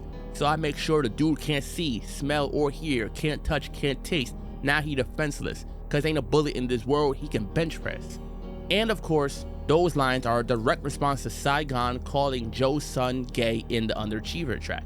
He then responds to the mention of Tahiri with the lines, "Speak Tahiri, I'ma speak Austin, the one that'll suck your dick if you flossing, game old bitch that everybody was tossing, the one that you literally begged for that abortion. So we both gone wild, so we both love hoes and that's just our style. But Sai, if you think it's different, my nigga you gonna see now. I just kissed mine and yours is the mother of your child." Direct responses to previous lines are the kind of stuff I like to see in a diss track. Joe then takes a shot at Saigon for his prison stint with some of the funniest lines in the track. "But prison was the only place he was next to blow, so he calls me a fag like he homophobic, cause they had him on his knees like homo hold it, run around be screaming, oh don't poke it, it's a small world, how you think Joe don't know it? Guess there's where the lies get deeper, he went in a tight end and came out a wide receiver. There's bones in your closet that you can't hide. Man, though you went to jail, me, I know why." It's a common perception that when you're in jail, you're likely to get raped, and Saigon served time in jail, like I mentioned previously. He then goes on to take aim at Saigon for the flexing of his muscles that he has done with the lines like, "Who he gonna threaten next? Fill his whole body with metal, now he weapon X. Had the upper hand from go, shirt always off, how does it feel, D'Angelo?" The whole body filled with metal and Weapon X is a double entendre for the Marvel character Wolverine. Keep that Weapon X line in mind as well for later. Joe ends the diss track with a simple line and requests a Saigon, "Cut the track off, listen to your thoughts, checkmate." When you finish hearing a song, the natural reaction would be to turn it off and maybe think about what you just heard. This being a diss track, many personal things were said that Saigon might contemplate over. It's kind of like when you have a woman go off on you because she's upset and then she hangs up the phone and you sit there and think for a while, like, why is this chick so angry? Okay, wait, no, maybe that's just me, never mind. Overall, the diss track wasn't an improvement over Joe's first one, Letter to Saigon. I'm not the biggest fan of the beat that he picked though. I like the punchlines and responses to the lines that Saigon had from Underachiever. Saigon responds to Pain in His Life with what is probably my favorite diss track from the beef, Pushing Buttons. A large part of the reason I like the track above the rest is because of the beat that Saigon chose to use. That being Protect Your Neck by the Wu-Tang Clan, one of my favorite hip-hop songs of all time. Saigon comes out the gate accusing Joe of needing help with his diss tracks against him with the lines, "Prior to the jerk releasing his little verse, I went on the internet and did me a little search. I got on his website, took a look at the forum. This nigga got some white kids making up lines for him. Here I am thinking, I wonder what he gonna do with him. His record came out and the motherfucker was using them. That should be a crime. You had enough time." He even called Royce the 5'9" asking for lines. He goes on to make a reference to Joe's beef with Ransom again, as well as his beef with DJ Vlad with the lines, "Wasn't he acting like a gangster at the Applebee's when his man got slapped? You blame Vlad TV." The Applebee's line is a reference to a video Joe posted on his YouTube channel outside of an Applebee's where he was talking about the beef with Ransom. Joe's long-standing beef with DJ Vlad goes back to this incident where Ransom and a group of people went to the residence of a friend of Joe's and one of the guys wound up smacking him. It was recorded and posted on the Vlad TV YouTube channel. Ever since then, Joe has had issues with Vlad and has spoken out against his journalism essentially. He brings up producer Just Blaze again also with the lines, "You made Just all this money, but you a dummy. Where is he on your new shit? Why he ain't do shit? I got 10 Just joints super exclusive. Nobody will be in the mood for your music." This is a response to Joe's line from Pain in His Life about Saigon being signed to Just Blaze. The line about having 10 Just joints came to be true as Just Blaze wound up producing the majority of Saigon's debut album, The Greatest Story Never Told, which was released in 2011. And of course, the Mood Music line is a double entendre about Joe's mixtape series. He calls Joe's son, Trey, gay again with the lines, "Making homo jokes, well, hardy har har, but it's your son playing with Barbie dolls, pa. Joey, you better buy him a basketball before you catch a little nigga sucking dick in the bathroom stall." Which are probably some of the most flagrant lines in the whole song, honestly, and really stand out above the rest for their harshness. But personally, they're some of the funnier lines to me from the track. Apparently, due to lines like this, Joe's son Trey took up rapping himself, according to an interview he had years later about the incident. He started rapping in order to diss the guy who called him gay during one of his father's rap beefs. Talk about inspiration, am I right? Saigon gave his thoughts on that when he made an appearance on Matt Hoffa's Expert Opinion podcast in 2021. Mike Ruger, go look at Mike Ruger. It's all over Hip Hop DX, all that. Right. You can Google it. So they asked him, "Yo, what got you in the rap? Following your father?" He said, "Yo, nah, my father got in a rap battle when I was small, and there was some rapper named Saigon. Called me a faggot. Nigga tried to say I was a faggot. You know what I'm saying? And he was like, I must have been 11. I said I went to my daddy crying, crying like, yo. You made Joe Budden's son cry? Bro, I made that nigga rap too. Now back to Saigon pushing buttons. He claims that Joe stole his rap flow from fellow New York rapper Graf with the lines, "Your flow, you don't own it. You stole Graf flow. Everybody know it. Just go and listen to Focus." Focus is one of the singles released from Joe's debut album that was released before Pump It Up. It was also featured on the game Def Jam Vendetta. Saigon finishes the last 8 bars of the verse with a whole lot of words starting with the letter J, which is a reference to his track Letter P with Cool G Rap, where they both used heavy alliteration with the letter P. Saigon then ends the verse with the line, "If I'm the Weapon X, yep, Joey, you're Jubilee." Once again, another direct response. If you don't know much about the X-Men, Jubilee was a female member of the team and one of the youngest overall. On top of that, Wolverine plays a bit of a mentor or father figure role to Jubilee at times, which would be Saigon basically calling Joe Budden a kid to him. After the verse, the beat switches from Protect Your Neck to Pump It Up, and he calls Joe and his son gay once again and ends his verse blaming Joe as the one who brought kids into the beef in the first place. So yeah, that's my favorite diss track out of the 4. I'd say both Joe and Saigon did better on their second tracks than their first. I guess the first diss track set off a chain reaction of them getting more personal and having more to really respond to. Once again, Pushing Buttons was really a standout because of the beats that were used, but I also found several lines in it to be pretty humorous. If you're going to do a diss track, make it entertaining, use a decent beat, and have some hard-hitting personal lines. Spitting facts can really help, especially if you don't excel in other areas. After the diss was released, Joe posted a video on his YouTube channel of one of his friends listening to the track and getting their reaction. Why? Who knows? Maybe he thought it was funny. Shortly after this, in February 2009, Vlad TV posted a video clip of a Saigon interview where he was asked about his rap battle. that being a Joe Budden, and he says things like he gets people sent to jail and he's fake and the like. He then essentially continues on to say that he's not a battle rapper and he'd rather fight Joe, but Joe is scared. You could say this is one of the first rap beefs that really directly involved YouTube, given all the times Saigon referenced something on Joe's YouTube channel, not to mention Vlad's channel. I'm sure y'all want to know how this beef wrapped up though, right? Well, it seems like once again, phone calls are all that it takes. One example being Angela Yee during her show on Shade 45. She got Joe and Saigon on a call and spoke on air. One of the things Angela asked was if things were going to get physical, and Joe basically stated that Saigon has anger management problems, to which Saigon agreed. Question, because I never thought this beef was ever going to turn physical, but Saigon, you were definitely doing some physical. That was in the very, very beginning. You know, I got He got anger management. Yeah, exactly. So in the first beginning, I was like, I'm gritting my teeth. You know, I'm angry man. Yeah, doing push-ups. It's going down. Saigon then goes on to mention that he's not really a battle rapper, and Joe is pretty much known for his rap beefs, like with The Game, for example. You understand, the first thing I seen when I Googled this dude was Joe Budden versus Gang, Joe Budden versus G, Joe Budden versus this one. Joe Budden versus, I'm like, damn, like he's seasoned, you know what I mean? This is my first time. They were also asked if they would do a song together, to which they said they were down to do that. Would you say that you guys are cool now, like cool enough, like let's do a record together cool? I mean, I wouldn't be against it, man. And this did wind up happening eventually, but I'll get back to that in a minute.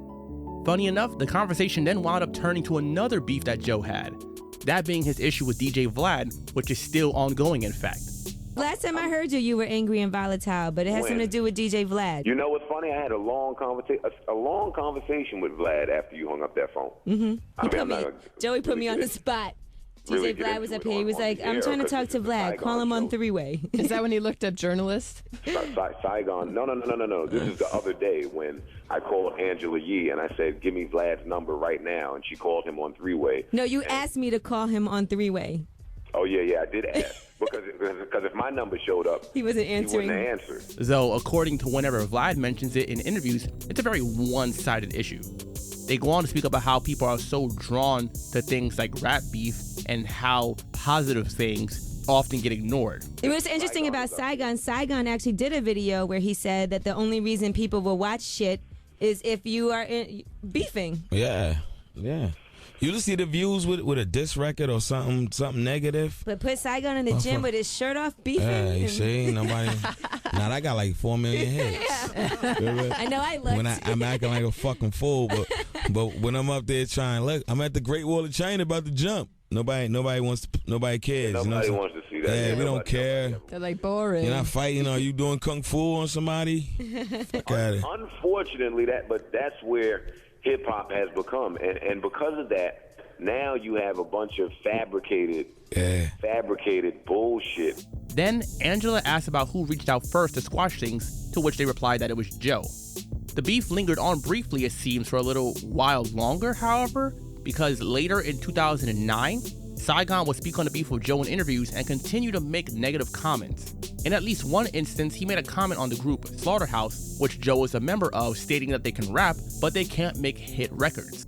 Apparently, this rubbed Royce the 5'9" the wrong way, as he responded to Saigon with a diss track 187 from his mixtape Bar Exam 3, released in 2010, which uses the beat from the 50 Cent song Flight 187 from his album Before I Self-Destruct, released in 2009. On the first verse, he has the lines, "Calm down, shh, you're so emotional. I know where you're at in your career is such a low for you. I understand it, but understand this. My daddy taught me manners, so it's foreign to fly off the handle and talk to cameras. That shit is lame. Lames we don't respect. We wondering why the fuck you so upset."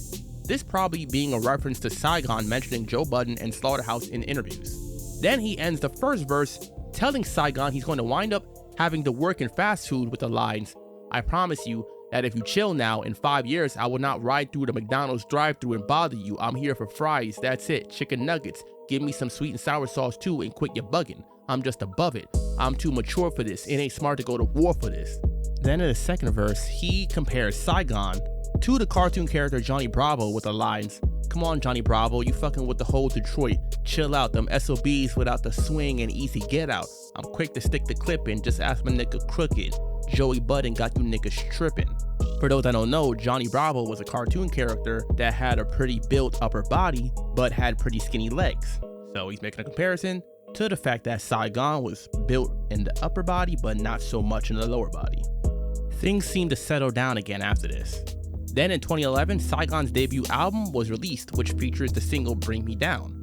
Saigon and Joe wound up doing a remix to the song. The two continued on with their music careers. Saigon released Greatest Story Never Told 2 and 3, and Joe Budden continued releasing albums until he quit rapping to focus on podcasting and other ventures. Once again, I'm glad to say it's another beef that stayed on wax, gave us some pretty good diss tracks, and was squashed peacefully. What are your thoughts on the situation? What's your favorite track from it? Who went harder? What other rap beefs got their opponent's son to start rapping? How often does a rap beef start because someone didn't like how another rapper feels about their album? 40, you sound amazing. 40 continues to progress. Drake, you do not.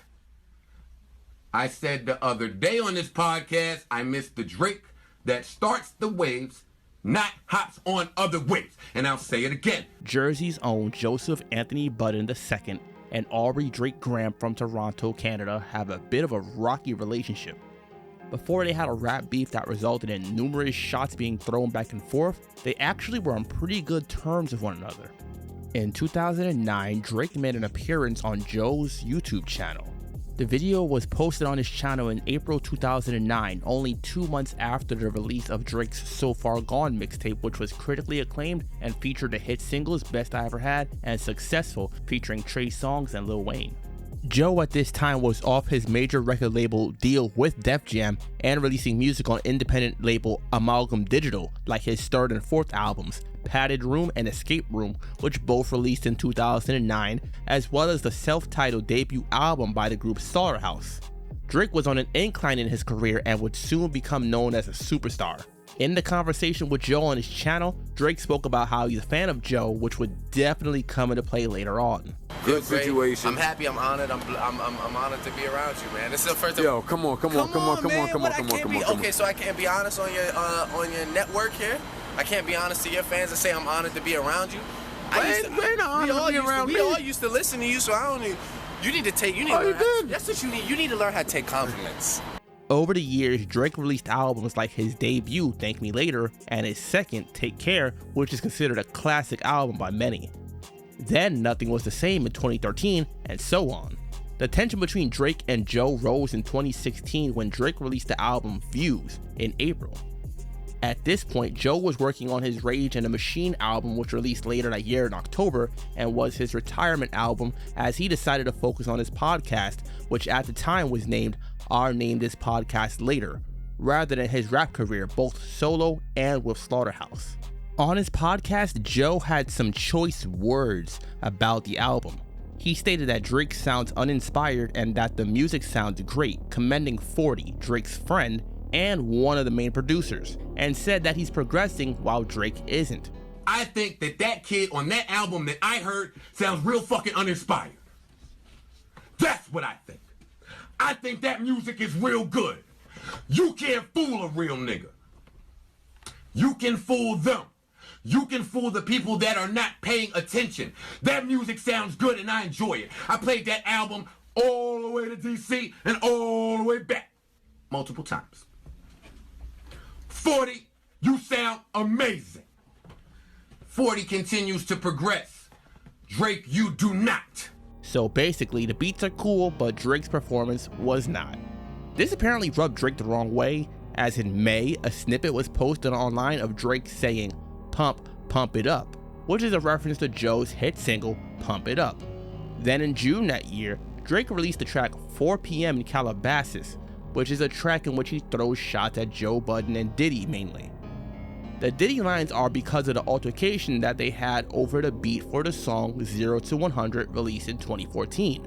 On the song, Drake has the lines, "Look at me now, they look at me like the golden child, can't nobody hold me down, especially not right now, certain shit is just too wild to reconcile, take that, no love in their heart so they fake that, DiCaprio level the way they play that, damn nigga what is that, y'all don't hear no songs, they hit my phone like you did that, they even hit my line like where you been at, it's always on some shit like when can I get a favor, or where my bitch at? Like I'm about to tell you where she been at Costa Correa as I got her kidnapped. She ain't sorry and I ain't sorry. It's too late for sorry. On an episode of Joe's podcast, they made a reference to Drake being the golden child. I think you are like the fucking golden child. I think you are so much greater than me. So much. Guess what though? You couldn't be greater without me. There's a whole line of MCs from last decade that laid their blood, sweat, and tears for the ground that y'all can walk today. Last decade, they told me I had to act a certain way and dress a certain way and record a certain way. I told them niggas suck my dick. Fuck your record label, nigga. So based on that, these lines would appear to be a reference to Joe Budden. Also, Drake was seen on vacation with Joe's ex-girlfriend Tahiri back in 2013. So further reason for these lines to be aimed at Joe. There's also several references to Diddy here, like the "Can't Nobody Hold Me Down" line, which is the name of Diddy's debut single and was featured on his debut album No Way Out, as well as Drake making a reference to the group Total at the end of his verse, which is the group that was signed to Diddy's label Bad Boy Records. Joe Budden responded on social media with a tweet, and then in June released the first of his diss tracks aimed at Drake, Making a Murderer Part 1. The artwork for the track is an owl with a spurt of blood, which is a reference to Joe killing OVO, Drake's label, which has an owl for the logo. The first verse of the song is a setup for this extensive bar fest that Joe lays out for Drake. I'm right here per your request, now you stuck on them shoes. No alliances with me can still F him too. Before we start, to the fans, I'm uncomfortable too. Stuck in the booth, feeling like y'all cause I got love for the dude. But now my phone blowing up, they're like, what I'm gonna do? Show the world you shouldn't poke a man with nothing to lose. All of this just because I wasn't in love with his views. Whatever happened, I just know they got me fucking confused. With those lines, Joe makes it quite clear that this is aimed at Drake and makes a reference to Meek Mill, who Drake was beefing with at the time, as Meek took a shot at him because Joe said Meek's music is too hard for him to be soft and sappy because of his relationship with Nicki Minaj. Yeah, part of my problem with that is that Meek's music is too hard. Meek's music is too hard for me to look at him with this fucking sappy fuck shit. Yeah. Like, be the hardcore guy that I'm sure she was attracted to at some point. He then makes it quite clear that this is because Drake got upset that Joe criticized the Views album. After that first verse, Joe plays a clip from the conversation he had with Drake from the video on his YouTube channel, where Drake was saying that he's honored to be around Joe and that he's one of the best. Clearly a fan. This alone comes across as a big blow, either painting Drake as fake, who is dissing someone he looks up to, or a liar, as he might have just been saying that to Joe since he was on camera and in front of him. Either way, it's not a great look for Drake. This is reminiscent of how Nas dissed Jay-Z on Ether for being a big fan of his. Joe goes on in the second verse to diss Drake, starting the verse off with the lines, "Look, enough of the sentimental crap. Cool if you into that. Fuck all of these subs, who they intended at. I won't believe it's me without forensic facts." Which is a reference to the sentimental music that Drake was known for making at the time, and the subliminal shots that he aimed at Joe on the 4 p.m. in Calabasas song. He makes a reference to Quentin Miller, who was outed as being a writer for Drake, and then goes on to call Drake his son with the lines, "I come around with every inch of the mag. I'm a wordsmith for real. You thought Quentin was bad. You made me proud, lad. But it seems my child mad with all the clout that he grabbed is still doubts from his dad." Some would say that Joe and other rappers like him paved the way for artists like Drake to really achieve mainstream success. Joe was known to not be just a pretty lyrical rapper, but also one that often rapped about personal issues like his drug problems and relationships with women, just like Drake has done in his career. He disses Drake for taking subliminal shots instead of being direct, and even mentions Drake's beef with Kendrick with the lines, "You're so indirect, shit wasn't real clear, either Jimmy acting or he really missed a wheelchair. What he don't know is we the most kindred of souls. I shoulda did this 2 Kendricks ago." The Kendrick line most likely being a reference to the Control verse, which set off their beef, and the subliminal shots that went back and forth since then. Speaking of which, I covered the Kendrick and Drake beef recently on the channel, so if you haven't seen it yet, go check it out. He then has a double entendre later on in the second verse with the lines, "So how you calling out the lyrical god? Your face light up when you see me talking miracle watts, cause your words ain't saying a thing. I kill a gram without weighing a thing. Nigga, you baiting a king." Miracle watts is a model who Drake mentioned in a song before, and of course a watt is a unit of measurement. In the third verse, Joe brings Jay-Z into the fray with the lines, "But since the OG's hoe, here's what I wanna know. If ain't no real niggas allowed, the fuck would I wanna go?" That's thinking back to Jay. Now let's get back to Drake. Both too big to respond to all I have to say. Still, with all their success and all their accolades, the universe makes it so they come right back to me. Here's a reminder that we go way back. I mean, for me, the kid is practice. Hova, I make these words flip as if they practice yoga. Okay, practice over. Back to Blacklist Hova. Nothing personal. This Red Reddington, Sean. I don't work for you. Still, I'm doing the work for you. Payback. Wire his jaw. Reimbursing you. Metal all behind his face. Sprite commercial you. Joe had beef with Jay years prior, back when they were both on Def Jam.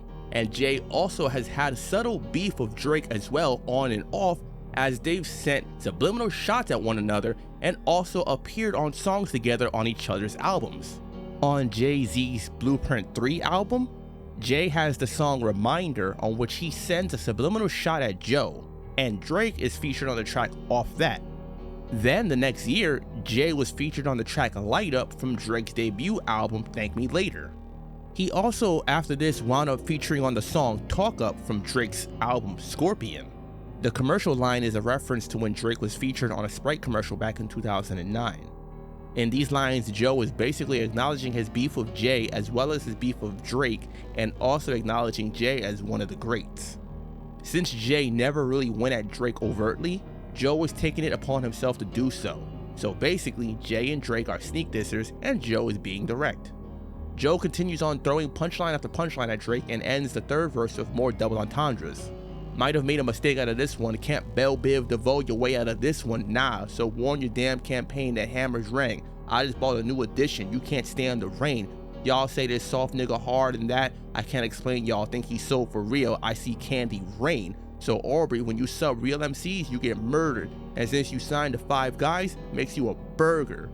Bell Biv DeVoe is a group formed by Ricky Bell, Michael Bivins, and Ronnie DeVoe from the group New Edition. So once again, Joe sending shots at Drake for his soft singing persona. Basically, he can't avoid Joe by just making R&B songs, he's gotta rap with him, which Drake just can't or won't do. Soul For Real is another R&B group, and they have a hit single titled Candy Rain, so more singing references. 5 Guys is a fast food restaurant chain, and it's a reference to how Drake is signed to multiple people. At the time, he was signed to Young Money, which was Wayne's imprint under Cash Money, which is under Republic Records, which is under Universal Music Group, or UMG. Drake, of course, is also signed to his own label, OVO, so yeah, 5 Guys. Not to mention whatever other deals he had going on at the time.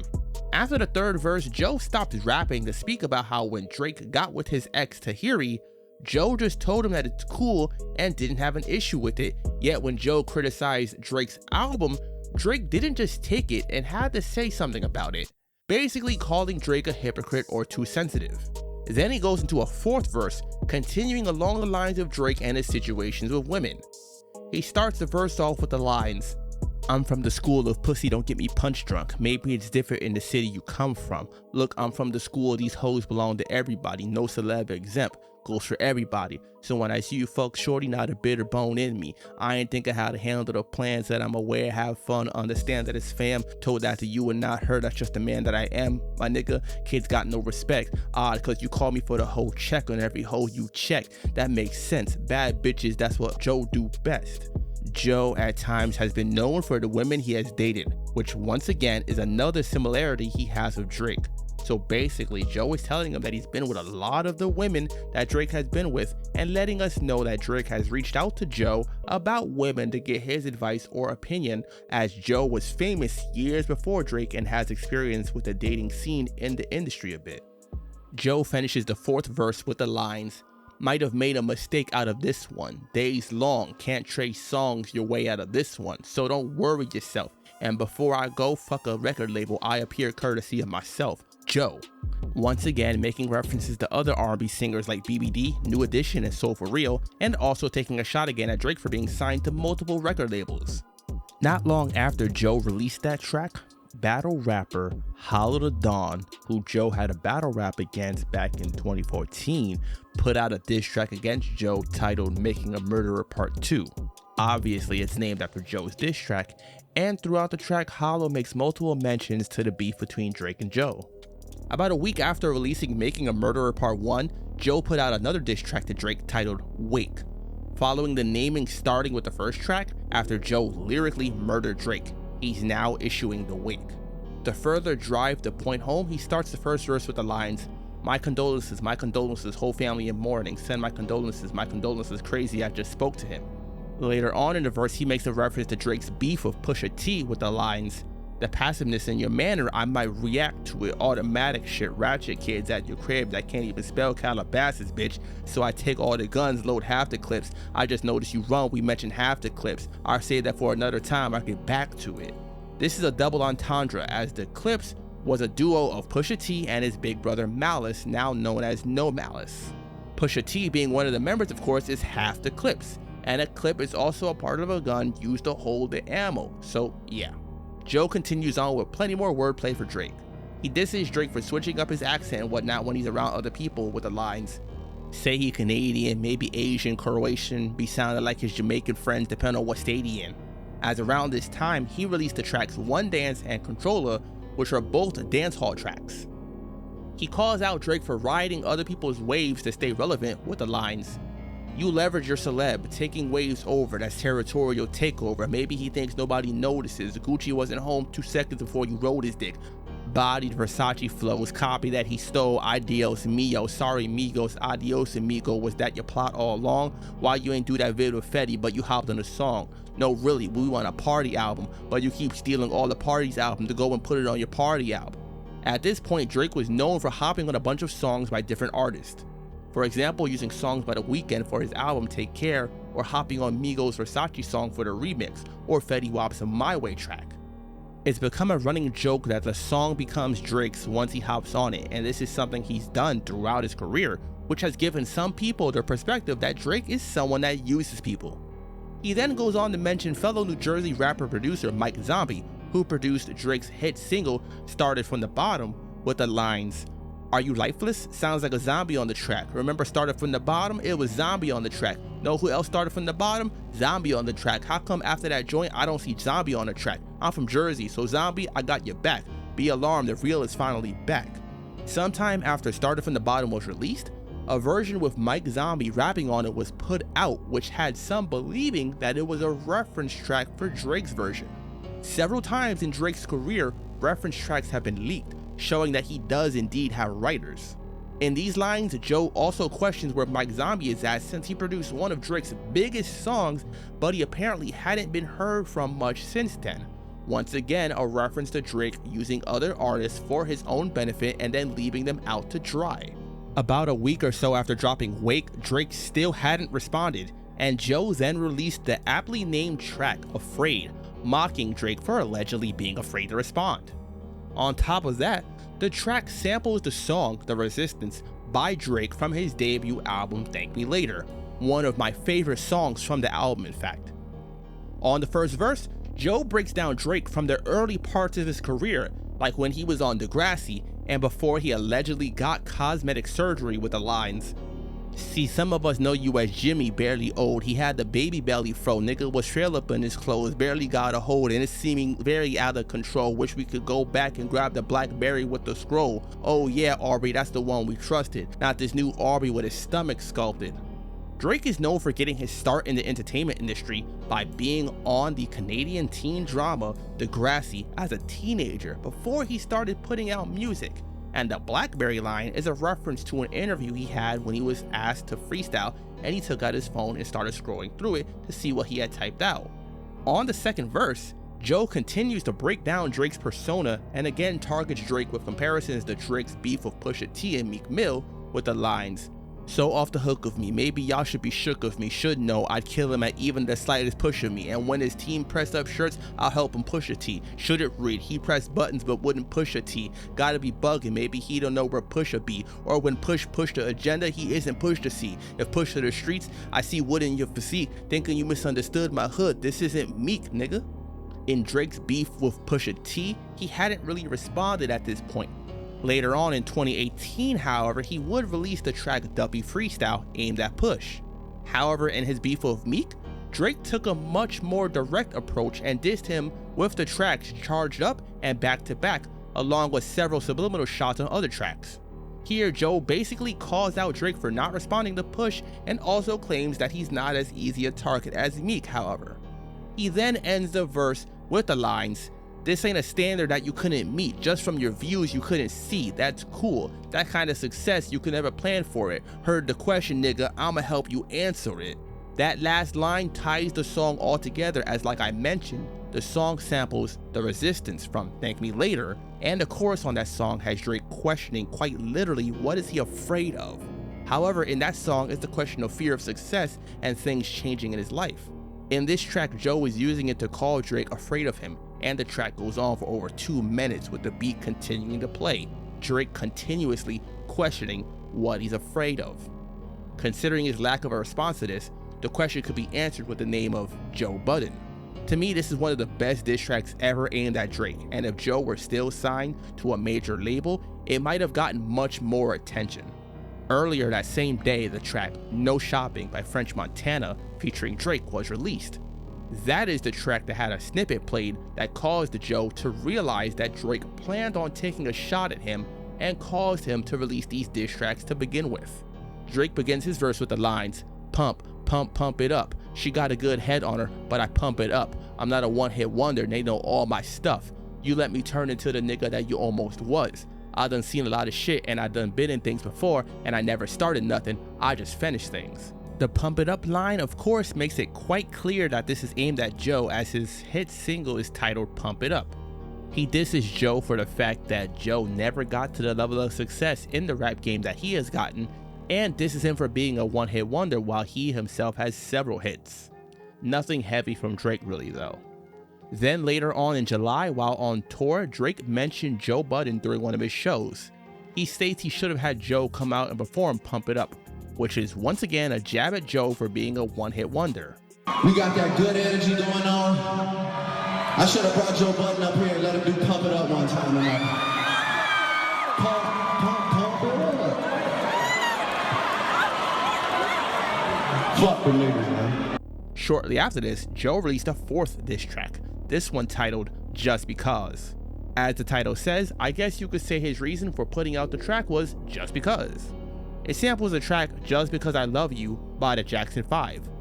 Joe yet again takes more shots at Drake for allegedly stealing his style from other artists with the lines, "I mean, I think I hear my part in your style. I can attach different acts to different parts of your style.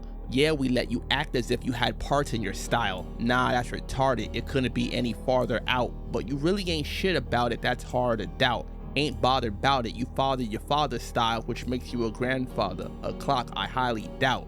You a hybrid, credited with the art of it now, evolved with a style and redressed it in garments from now." Joe was probably one of the first people to really call out Drake on record for this kind of stuff. He ends the verse with the lines, "Now we not enemies, he just got a bar up now, I'm still on energy, let's see if he charged up now, and I'll be sure he's in the secret garden I found where lions, tigers, bears, Tahiri dolphins, wow." Charged Up is the name of the first diss track Drake put out against Meek Mill. Energy is the name of a track from If You're Reading This, It's Too Late. And The Secret Garden is a track by Quincy Jones featuring multiple singers including I'll Be Sure. So, more references to Drake's beef with Meek Mill, as well as him being a singer known for his sensitivity. Right around this time, Joe became a viral sensation because 2 apparent Drake fans ran up on Joe while he was in his car and they were recording it. Joe chased him down in his car and he called up to their car and confronted them, telling them that if they did it again, they would get hurt. Joe stopped putting out diss tracks after this and was focused on his podcast, which began to amass quite a following over the years, and he stopped putting out music in general after releasing Rage in the Machine in October 2016. the beef between Drake and Joe took a pause for a while, for the most part, besides some social media jabs. For example, in August 2019, Joe was hosting his annual pool party, which is something he's talked about on his podcast before, and he was on IG Live, and Drake came in the comment section trolling. Then some months later, in April 2020, Joe was on IG Live, and Drake joined the live to talk to him. They talked about doing an interview for his upcoming album and joked around, which would lead us to assume that the beef between the two was indeed squashed. There we go. There's Mr. Tootsie Slide himself. Hold up. Let's give it a shot, man. Come on, you got to talk to more people than just Elliot. Nah, yo, I can't do this with you right now. Why? Because I can't. Because you're at the embassy? Nah, I just I know where this is gonna go. It's gonna go left. No, it's not. Yo, why do you think that about me, man? We can have like a smooth talk. You do it with Tory Lanez and all your other fucking buddies. It's gonna be bad for the brand right now. Oh, but all the other OVO dudes kick it with me. I know. Everybody fucks with you. You're the only one that avoids me for some strange reason. Never avoid you. I just don't see you. We're never in the same place. Because I'm too broke? I didn't want to say. You invited Elliot and B-Dot over there to the embassy. They got to see the Tootsie Slide exclusive. They got to hear Tupac in your bathroom, nigga. Can I have another drink, please? Look at this. You got a bartender there. Holy shit. Can I have a beverage? I'm parched. Get the fuck out of here. Yo, go back to your live, man. I'm gonna talk. We have an interview to do for when the album's ready. I don't want to do this right now. You've been saying that for a year, and then now I have a whole leaked album with 30 Drake joints. That's old shit. That's not the new shit. Don't worry. All right, fine. Enjoy yourself over there. I'm gonna be in your comments though. Don't worry. Yo, but let me ask you, why are you trolling me this way? Honestly, you don't think it's hurtful to me? Why? What do you mean? It's with an encouraging undertone. Yeah, I'm hanging up, nigga. Bye. Then in July 2022, Drake was on vacation and posted a video of the spot he was at as they were playing Pump It Up. Where else, Joey, would you have him going so crazy? Then the next year in October, Drake released the album For All the Dogs. Joe Budden on his podcast gave his opinion on the album, and just like with Views, Drake didn't like it. Joe stated that Drake is rapping for the children and that he's basically too old to be with these younger rappers. This is like Yachty rapping. This is like he rapping for the children. And that's yo dog, I had to look up how old this was when I finished listening to the album. You are 36. Your birthday is in 20 days. I Googled that too. You will be 37 years old. Get the away from some of these younger niggas and stop these 25-year-olds. DJ Academics posted a clip from the podcast, and then Drake made a comment under the post going off on Joe for his comments. You have failed at music. You left it behind to do what you are doing in this clip because this is what actually pays your bills. For any artist watching this, just remember, you are watching a failure give their opinion on his idea of a recipe for success. A quitter give their opinion on how to achieve longevity. You switched careers because the things that pop into your brain had you broke, living check to check, and the raps you write had 450 men showing up to your shows in dusty and Nietzsche jeans to screw up their face to Mood Music 29 and pretend you are the GOAT. Please, to any artist that's doing what they feel is right, don't let these opinions affect your mindset after the fact. This guy is the poster child of frustration and surrendering. You retired and we never hung up your jersey. We don't even remember your number. We know you for doing this. You withdrew from rap, not because you accomplished all you need to, it's because it wasn't working for you. I never want anybody in the generations to think that the whole everybody's entitled to their opinion is a real thing.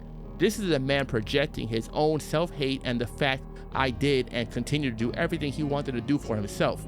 If you need it in simpler terms, I own a 767. He owns a modest house in the 973 and flies first class on special occasions. Joe replied with a comment of his own, simply stating, "You'll grow up sooner or later. Father Time is undefeated." Since then, things again quieted down between the two. Recently, Joe did speak on Drake again, however, on his podcast due to the beef between Drake and Kendrick, among others.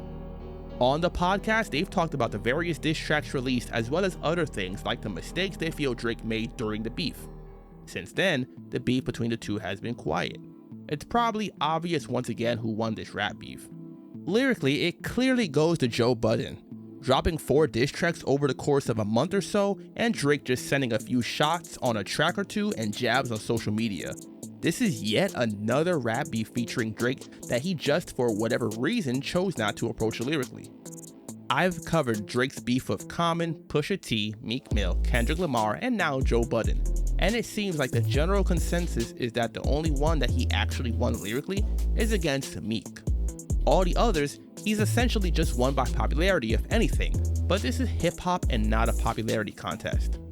What do you think? Was Drake right in taking offense to Joe criticizing his album on the podcast? Was Drake a hypocrite to be offended by that when he's dated Joe's ex and Joe was fine with it? Did Joe say what he said on the podcast just to get attention? Let me know what you think in the comment section below. Click the thumbs up button if you liked the video, subscribe to the channel, follow on other platforms, and become a patron or channel member to support the channel further.